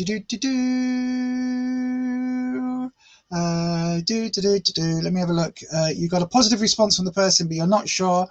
Is she real? So I'm asking, she's giving you a big opportunity. She's sending you to do a course in London. Yeah, then of course she is there. If she's giving you that opportunity, Dr. Priya, then yeah, you've got it. You've got the opportunity. Go for it. Grab the ball with both hands. That sounds wrong, but you know what I mean. Right. Donyave Pompey. If you're here on the live chat, come and say hello, my darling. Come and say hello on the live chat. We've got 15 minutes left. I will go slightly over. I'm going to try and get a few more in. I've got 7 questions in. It's absolutely bonking. Yeah, it's absolutely been bonkers tonight. So I will try and get as many in as I can. Thank you very much, my darling. Thank you. You had to ask one question a year back and you said, yes, I know. I remember you, Dr. Priya. I do remember you. No worries at all. Thank you very much. Don't forget, if people are wanting to, you can go and say thank you over at buymeacoffee.com/BeyondAuthentic. You can buy me a coffee to say thank you. Donyave, I'm going to call you out one last time. If you're not here in the live, oh, you're here. I found you. I've got you. Don't worry. It's all good. Right. I'm drawn to this deck. I haven't even read your question yet. What's your question? How does Devon feel about you versus Mika? Oh, 2 men fighting over you, or 2 people fighting over you, maybe. Let's have a look. So then I'm going to do a 4-card spread. 2 on one side, 2 on the other. So 2 for Devon, 2 for Mika. So that's what we're going to do. We're going to do surface and what's underneath, right? That's how we do it. So yeah, if you're asking for a reading, by the way, please don't be entitled, because that just means that like any other reading, any other service, like I don't have to do this. At the end of the day, I'll do as many readings as I can, as I possibly can, and I'll do it for free. And I do it for, you know, this week we've been live for what, 7 hours of tarot readings now at this point. So I would do my best to get through people, but there's no need to be entitled. Do you know what I mean? It's like nobody's paying for this at the moment. So right, there we go. Look, card dropped. So we've got Devon, Mika. Devon, Mika. There we go. Let's have a look at what the cards are saying. So Devon, we've got on the surface. Oh, interesting. We've got 2. Wow. Okay. So each person has 2 major, has a major arcana card each and a minor.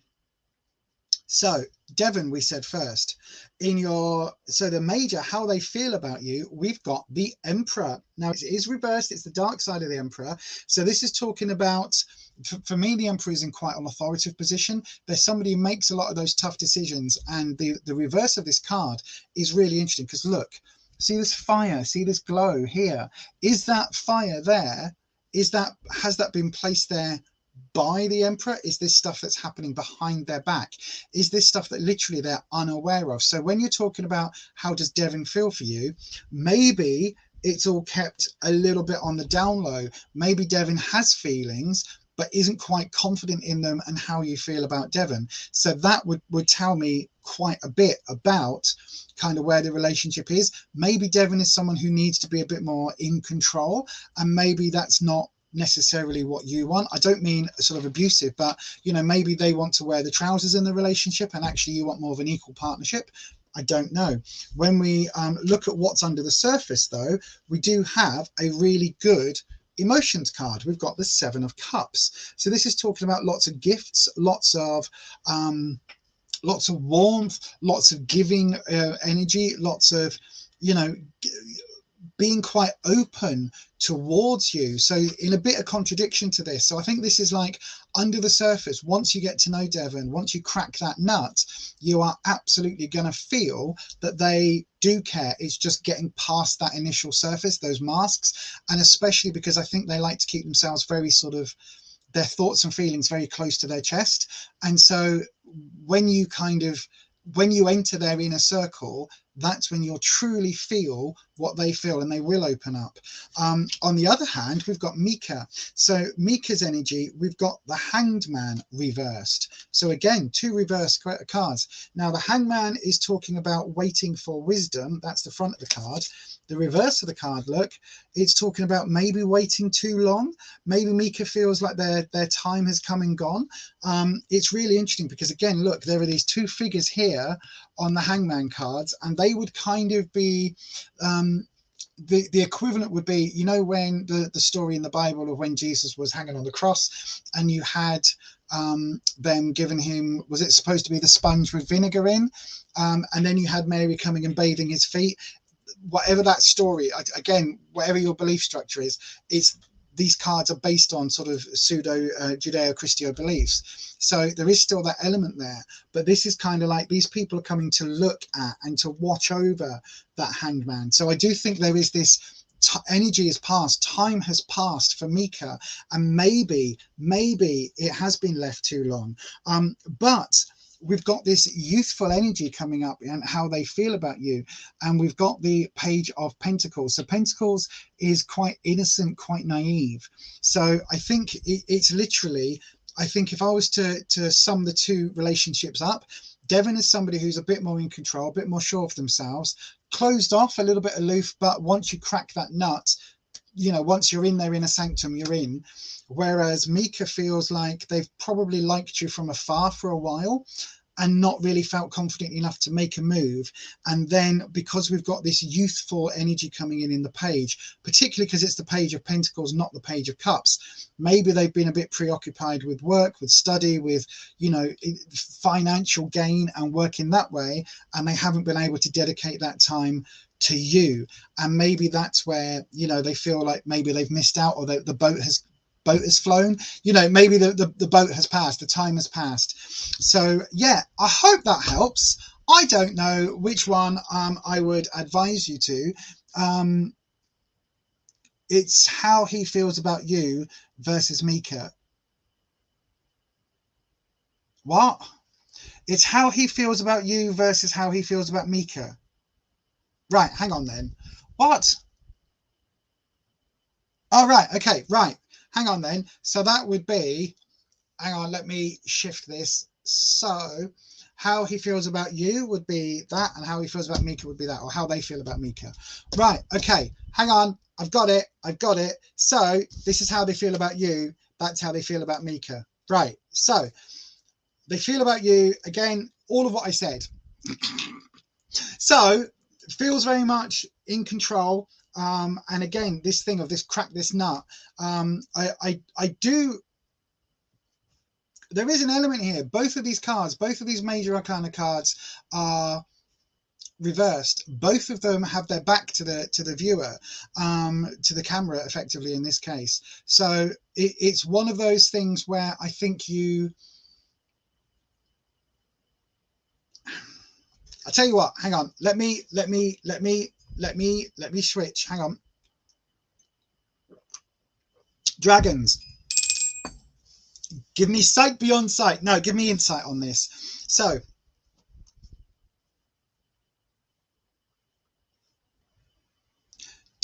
right, Mika is another girl and Devin is a man.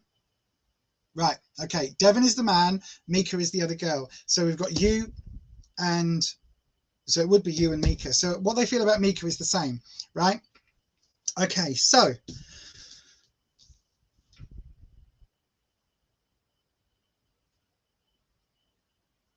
in that case, what they feel about you, we've got the Emperor on the surface, and we've got the Seven of Cups underneath. So the Emperor on the surface is that authority figure that we were talking about, that feeling of things needing to be in control, things needing to be like, could you hear that? Things needing to be set, things needing to be in control, things needing to be done a particular way from the Emperor energy, right? So they feel that maybe you are the dominant one then in that relationship, and that, you know, you are somebody who is quite dominant, quite authoritative. Like you're not going to roll over easily. You're not going to, you know, bare your tummy, as they say. Do they say that? You know what I mean.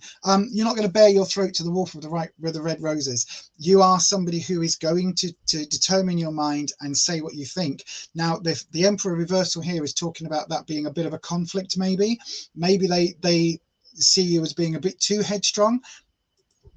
who knows?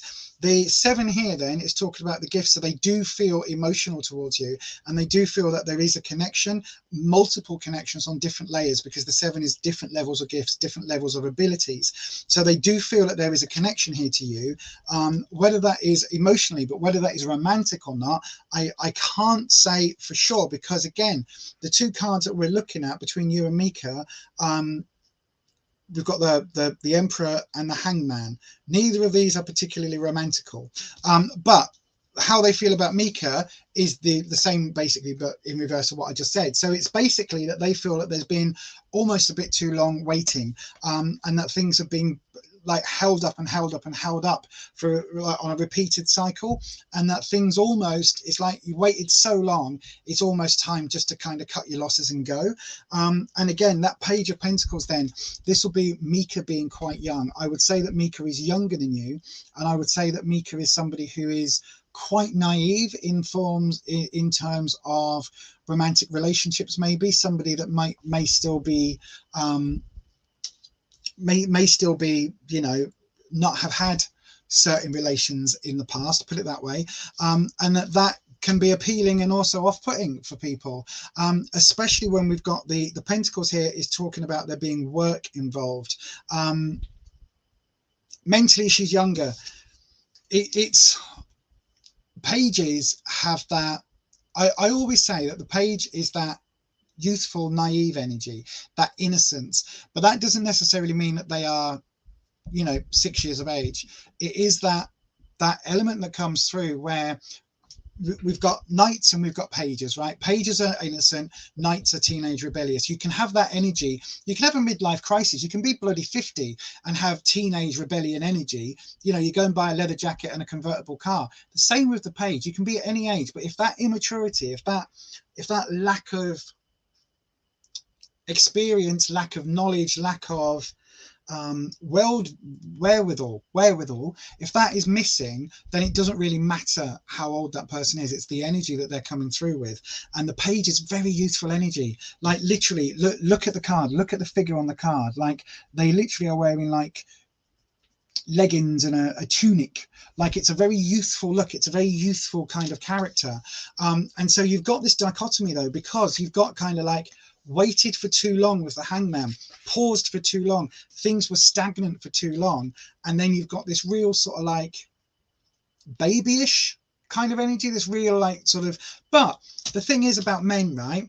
Some men like that. Some men like coming in and being the one that looks after things and nourishes and, you know, don't worry, I'll be your sugar daddy type thing. Some men are into that. Let me pull you 2 more cards. I'm going to do it from the middle of the pack, dragons. So what I want to have is an outcome for overall feeling on.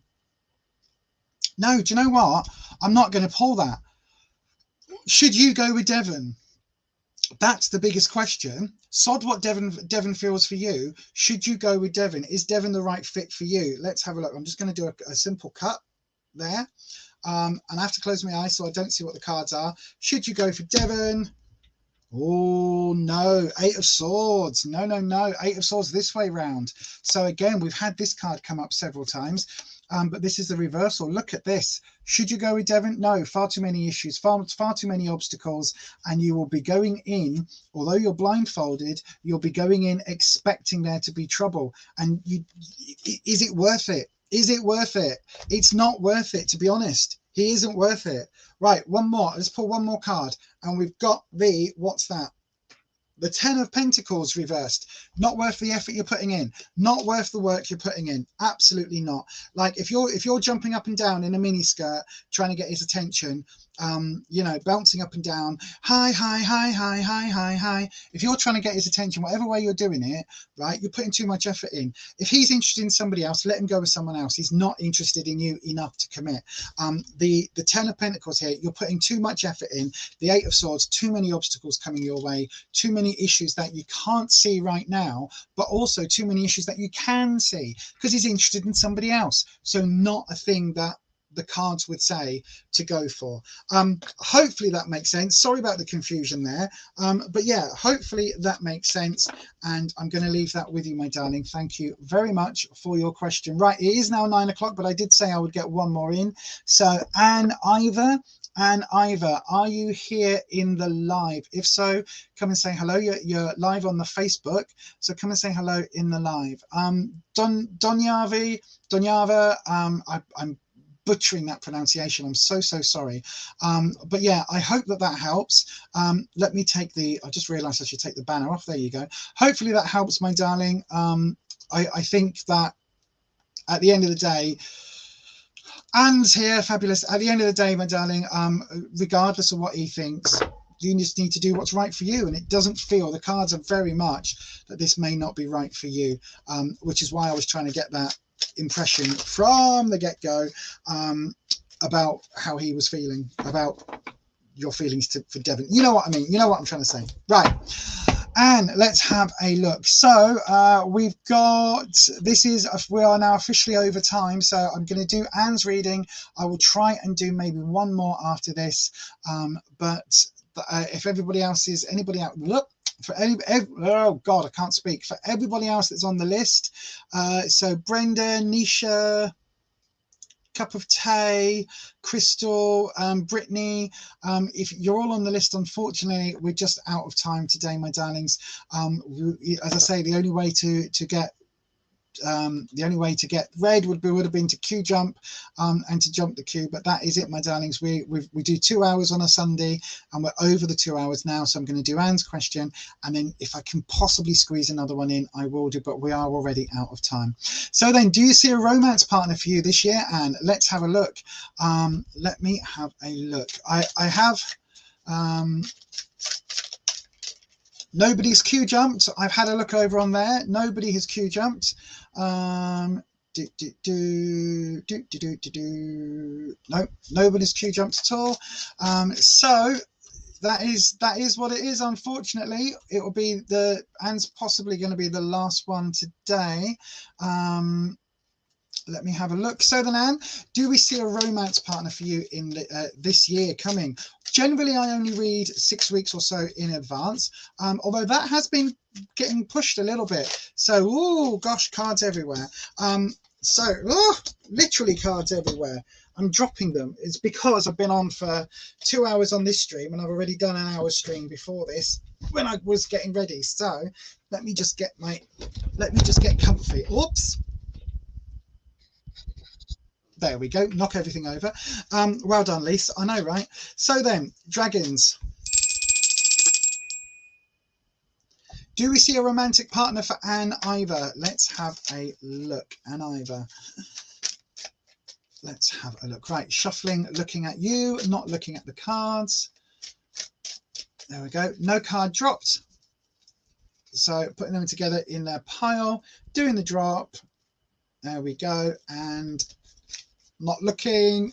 1, 2, and 3. So let's have a look. Overall, oh, possibly, but not for a while. Possibly, but not for a while. So the energy you're bringing in at the moment, we've got the 3 of Wands. Now that is very good, secure energy, very much confident energy. You are building your confidence. I think that it's something that, whether you've had to lick your wounds, I think your confidence has built and you're feeling a lot more, no worries, Holland.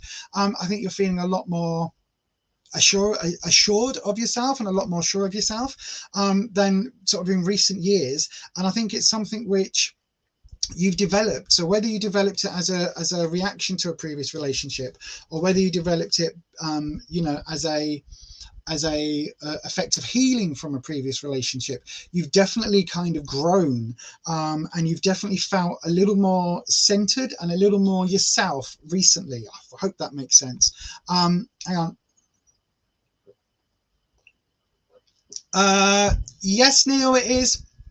Yes, it will be available to watch on that same link, I believe.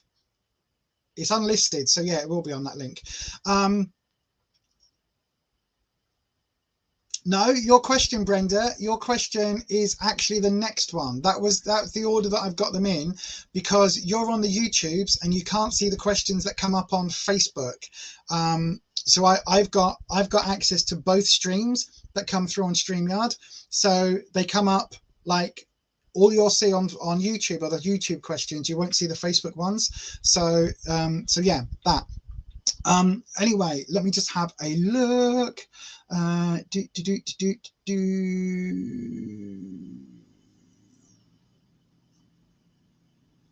Yes.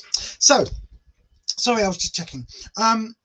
So yeah, I think you've had to grow, and I think you've had to like step up a little bit in terms of just being comfortable in your own skin. I think has changed in the recent months. The energy that's around you now is talking about work. Okay, so it's talking about maybe you're looking more at your work life than you are your romantic life, because we've got the Ten of Pentacles. Now the Ten of Pentacles is a great card because it is talking about there being like some payoff, like you've done the work, you've put all that effort in, and now is the time to kind of sit back and relax and enjoy the spoils of your hard labor.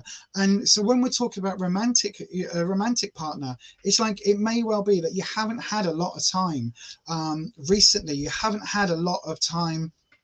Hold off, Brenda, because I will try and get to you if I can. It feels like you haven't had a lot of time and to kind of to sit back and to allow that energy of a new partner in, and it feels like that is changing. Maybe you've had a priority shift. Maybe you've had to work your ass off to get to a point where you can take a bit of me time and you can take your foot off that accelerator a little bit, because what's coming up is we've got a really positive card. We've got the Six of Cups.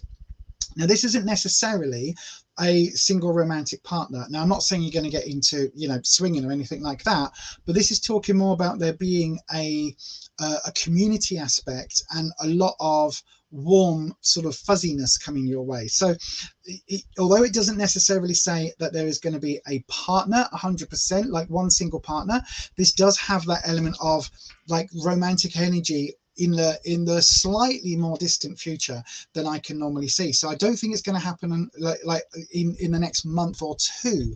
I don't think it's going to be before February. But what is coming your way during this time is going to be the sort of the openness to romance. Does that make sense? It's like the positive affirmations, the positive, the affirmative energy, all of this nice warm fuzziness is going to come your way, and that is something that is going to open you up wider to a romantic partner. Dragons, I'm going to do one more card, and I want to know what are we looking at? Spring to summer. If there is a romantic element for Anne, spring to summer, have we got a romantic element? Let's have a look. We're going to do one cut. Spring to summer, romantic element. We've got, maybe we've got the Ten of Wands. Now this is really talking about there being this element of, again, security, but security kind of on the go a little bit. This is really talking about kind of, again, you've got the Ten of Pence and you've got the Ten of Wands. So things are finally settling down. Things are finally coming to fruition. So your confidence is going to go through the roof. Now, whether that is because you might play the field, like, don't get me wrong, like nobody's got any, there's no judgment here. But this Six of Cups could well be, instead of it being the one, you might start dating. And that is going to be something that would, going on a series of dates. Oh, this one doesn't really work out for me. I'll go on another date with someone else. That sounds like that feels very much like what's going to come up. Not necessarily that you're going to meet the one forever, but you're going to have a series of maybe dates and a series of, having some fun nights out, going for dinner, going to a movie with someone. And then that will lead to your confidence absolutely boosting, and for you to be able to take that forward towards the end of the year. Dragons, one more card. Brenda, hold off. Dragons, one more card. We've got the Queen of Pentacles. More work coming your way. More. I don't necessarily see that you've got romance coming your way this year, but I think it's going to be an amazing growth year for you, and your confidence is going to go absolutely through the roof. And as that happens, that is going to be something that will allow you to attract suitors. I don't see in the next, bearing in mind maximum I'm looking at is 6 months, so between summer, July, I don't see that you're going to necessarily like be involved in a long-term relationship between now and July. Towards the back end of the year, I can't see, I don't ever see that far forward, to be honest with you, Anne. But I do think that there's going to be some dating going on, there's going to be a lot of work going on, career-wise, there's going to be an uptick, an upswing in how you are viewed at work, and certainly maybe even a promotion. And I think that is going to all combine. So as we are talking sort of like over the next 6 months, I think you're going to feel super. You're going to feel super. You're going to feel really confident. You're going to be living your best life. And that could well be the thing that opens doors. But at the moment, the cards aren't giving me that. They're giving me very much, this is all about you and your growth. This isn't about external energies coming in, apart from that 6 of Cups, which is multiple external energies coming in. So to me, that's talking about dating and yeah, and maybe, you know, seeing how things go and playing the field for a little bit. And with that, my darling, I will say thank you very much for your question. And yeah, hopefully that answers your question. It's probably not what you wanted to hear, but as I always say, I can only give you the answers that the card give me. Right then, Brenda, my darling, I am going to dragons. Holland, if you need to get off, my darling, thank you very much for popping in. Same with everybody else. Thank you very much for popping in and helping out today. Thank you to the spanners, to our lovely Holland, and to Ed for helping keep everything really nice and chill on this channel. Nightbot doesn't like all the emojis, Brenda, but it's okay. But yeah, so thank you so much to Holland and to Ed. Oh, no worries, Anne. Thank you very much for your question. And as I say, if you want to give me a thanks, you can do it over there, or come over to the YouTube channel and do the doodah, do the thing, do this likey, subscribey, that thing. Right? Yeah, I know. I saw that, Holland. Thank you, Brenda. Your question is going to be the last one today. Don't forget, everybody, if you're wanting a reading, and I haven't had time for you, do go across to fiverr.com/beyondauthentic, where you can book a reading over there. Okay, is it over for you and your Taurus? Let me just have a look then, Brenda. So dragons, the last question tonight. I don't know how many we've done tonight. I think I've done about 7 or 8. Dragons, Brenda would like to know, is it over for her and the Taurus? Let's have a look. I'm sticking with the vice versa deck. I don't know why, I'm just drawn to this deck tonight. So we're sticking with the vice versa deck. Everybody else, unfortunately, there just wasn't time for your questions. I do apologize. As I always say, if you want to queue jump next week, you can do. I will be back on Tuesday evening at 7 p.m. UK time for a Tarot Tuesday, and then 11 a.m. on Thursday for a tarot coffee hour. So if you'd like to join me for those, do please hit your bell so that YouTube notifies you each and every time that I upload a video or go live. Right then, Brenda, so we've got no modifying card, so there's not a clarifying card for your reading. So let's just do your drop. There we go, a bit unsure. So is it over for you and your Taurus? Let's have a look at what the cards are saying. Right, interesting.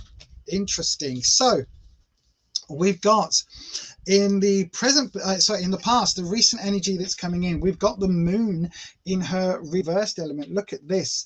This moon is someone with the dark energy of the moon. Look at that. That's eclipse, or that could be seen as new moon energy. So interesting, we're coming up to the new moon in a week's time. So that's really interesting. So this is the energy that you've got at the moment. So this is the energy that's coming, that you've been with recently. Now this is talking about, for me, the moon is talking about very much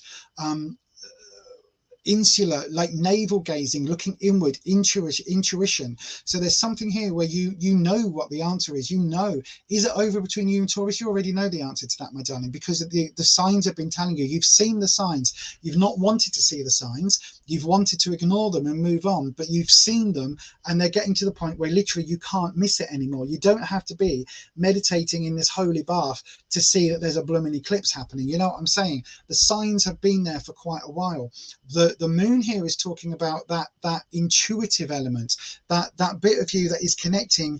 Maybe you're a spiritual worker, maybe you're not, but it really is talking about your higher self, your sense that already you are somebody who is able to make that connection instantly and to have that gut feeling, whether that is through the through the realms of the craft or tarot or runes or anything like that, or whether it's just that you innately know what is happening.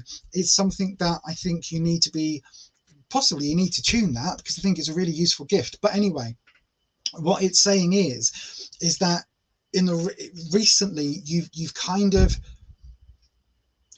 without saying what's happening, and you've seen the signs, and you know whether things are destined to go really well or not. You've seen it, and you can see where the pattern's leading you, and whether it's something that you, in fact, I don't even need to say the answer, because you know what the answer is. You absolutely know what the answer is, because it, literally, you're sat there nodding yourself now going, oh yeah, no, she's right, I have. Go on, Nanette. Go on, ask your question, Nanette, as long as it's not for a reading, because we're literally closing down now. But in the present, we've got the Lovers.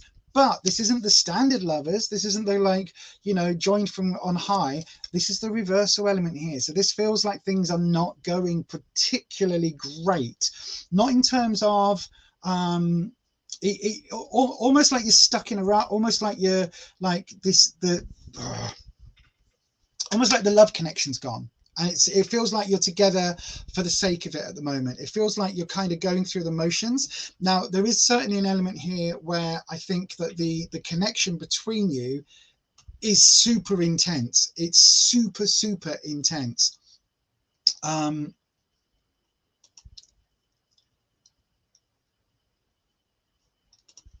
on. I'm just checking.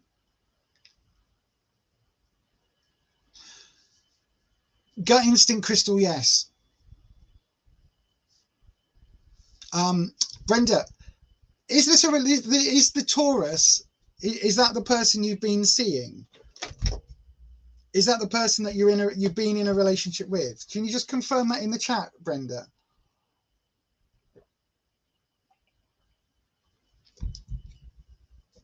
I just pause because so there's just a little wrinkle just come up. The dragons have given me something. I just want to double check something.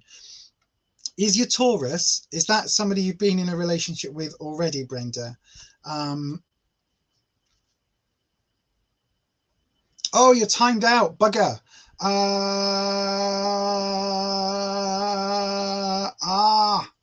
How can I untime you out? I don't think I can.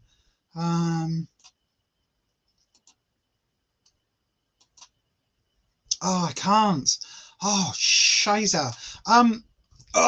Right. I think this is what you're asking, right? I think the Taurus is, I think the relationship has gone down a bit of a weird path recently. And it's something that, like, the Lovers are still here in the present, right? So the relationship is still ongoing. There is still a spark here, but I think it may well have gone, not that it's run its time. It's not that energy I'm getting. It's that it's changed, and it's changed in a way that you're not particularly happy with. It almost feels like the jiggy bit is gone. Does that make sense? It almost feels like the passion has kind of died off a bit. Now, I don't know whether you've been seeing each other for a while. If you have, that's a natural part of relationships, but it does feel like there's been a bit of a shift, and there's something here that you're not fulfilled where you are now, put it that way. And it's something which I think is going to need to be addressed, because what we've got coming up is we've got the Six of Wands energy. Now, again, we've had this card before today. So Wands, again, is talking about security, but this is talking about kind of being elevated higher and having this element of being lauded. Now, that to me would be talking about a bit of a disparity, if you like, a bit of an imbalance in the relationship and how you're both seen. It's almost like your friends and family are more interested in the Taurus than they are in you. Does that make sense? Or there's like it's not a balanced relationship. It's really hard not being able to get confirmation. There's something here. Let me just take another, right, dragons, let's get a clarifying card. So we've got the Knight of Cups, right? Okay, so the Taurus is acting very much like going off and doing their own thing, being a little bit kind of a bit rebellious, that teenage energy that I always talk about. So the Taurus here is really kind of wanting to be the star. I don't know why I'm getting that repeatedly. It's just this idea of that, like wanting to be famous or wanting to be acknowledged by people for doing whatever that they've been doing, for doing the good things in the relationship, for bringing you back from something. What the hell is this? It's really yeah, she should have been taken out of timeout. Brenda, if you're still here, please just message that I'm on the right path, because I've got all this stuff that the dragons are giving me, and without having any confirmation from you, it feels a little bit weird, because I really want to say it's almost like I follow a lot of YouTubers, right? And a lot of YouTubers that I follow are female, and they've got male partners, and the women in those relationships seem to be the one that is outwardly confident, like they're the ones that get on cameras. The partners kind of follow along because they love that person, and it kind of almost feels a bit like that. It feels like that's how the relationship has been, and then recently there's been almost a shift. So yeah, it feels like this shift has happened, and it feels like almost like the Taurus is kind of wanting now to step up into that slightly different role. Does that make sense? And they're wanting to be the one that it's all about, like it's all about them. Thank you. Yes. Oh, thank you. And that shift is something which I think is going to be difficult for you, because this imbalance is there, and it almost feels like look at the difference on the cards, right? We've got this version of the Lovers where you are hand in hand and everything looks grand and you're walking together, and then this side you're still hand in hand, but look at the challenges, look at what difference that feels. It feels like a much tougher situation for you to be in, and it's like you're still together, but the dichotomy, like the balance has shifted, the relationship has shifted, the rules of the relationship feels like it's shifted a little bit. Dragons, give me one more card, because I believe Brenda's initial question was, is it over for you? So dragons, we want one card. Is it over for Brenda and the Taurus? Let's have a look. A single card. Right, I've got a drop. We've got this. No, it's not. No, it's not. We've got the Two of Cups. No, it's not. It's not. Not if you don't want it to be. So the Two of Cups is coming together. Cups is emotions. Twos are coming together. You've got to find a way together. You've got to maybe counseling, maybe having a deep conversation about the shifts that's been happening in the relationship. Like, listen, all relationships change, right? I've been with Rufus for 7.5 years now, and it's changed. Like when we first got together, it was all lovey-dovey and everything. And as we've sort of like grown into each other, like, you know, I never used to, he never saw me without my makeup on and things like that, you know what I mean? And then after a while, you do burp and fart and all of that stuff around each other. And, you know, he'll be on the loo and I'll go, oh, I just need to get this. And all those things that you don't do at the start of a relationship. When you've been together years, it's like, hang on, you're having a wee, right, hang on, I just need to get this out the bathroom. I need to, you know what I mean? You just become accustomed to each other and you become comfortable, and, you know, like you have that deeper level of trust, that deeper level of connection. Now, for me, that means I don't have to put my face on every single morning. Like, you know what I mean? When you're first dating, you're there, you wake up and you go, oh, right, quickly run in, like sort your hair out, brush your teeth, and you're just like, right, okay, oh, take the makeup out from under my eyes when my mascara's run, put a little bit of fresh mascara on, quick, get back into bed under the covers. Like, oh, look at me, I just woke up like this. You don't have to do that when you've been together for years and years and years.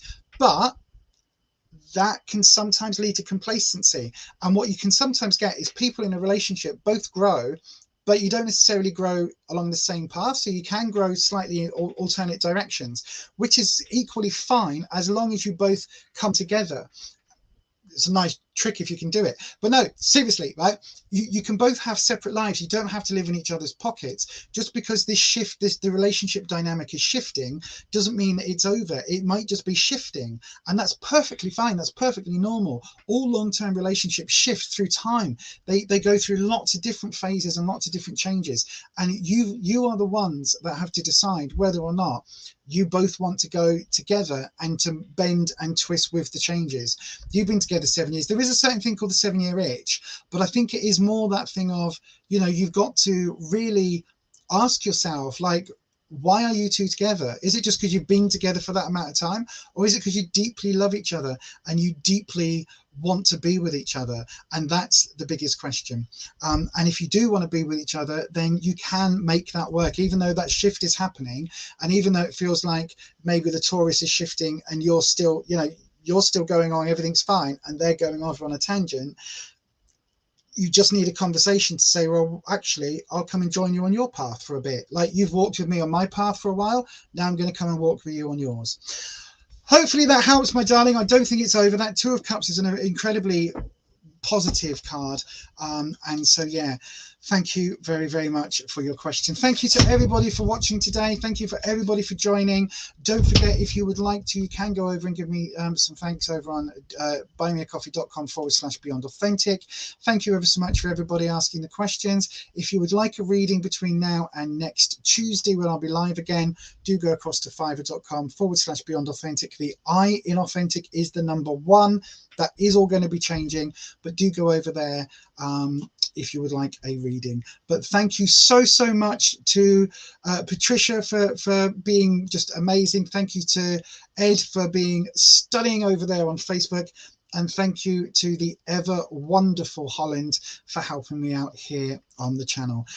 But thank you so much, everybody. I have had a really fun night. And yeah, I will see you all on another stream. Don't forget, check out the podcast that me and Neil did.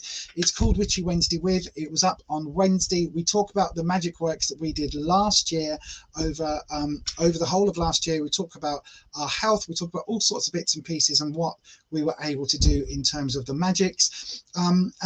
Yeah, there will be a video coming up this week on this channel where I start looking at tarot in a slightly different way.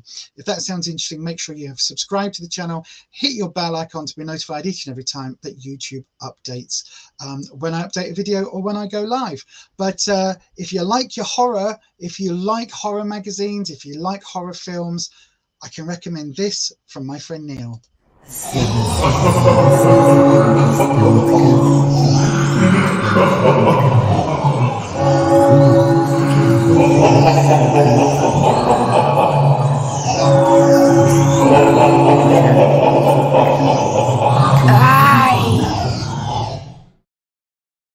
And if you like witchy things, I thoroughly recommend this.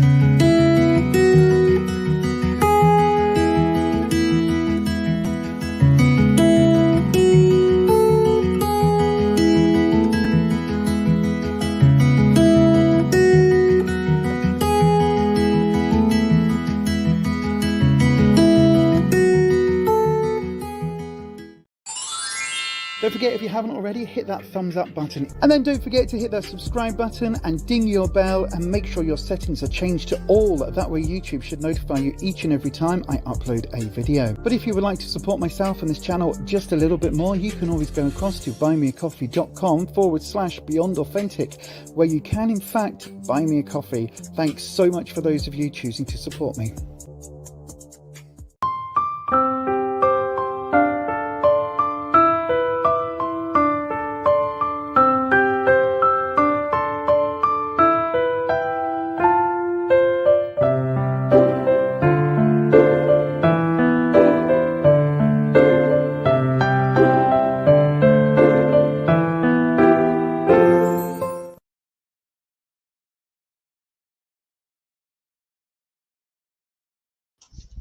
Thanks, everyone. I'll see you next week. I'll see you on Tuesday for a live stream, Tuesday evening, 7 p.m, Thursday morning, 11 a.m, and next Sunday.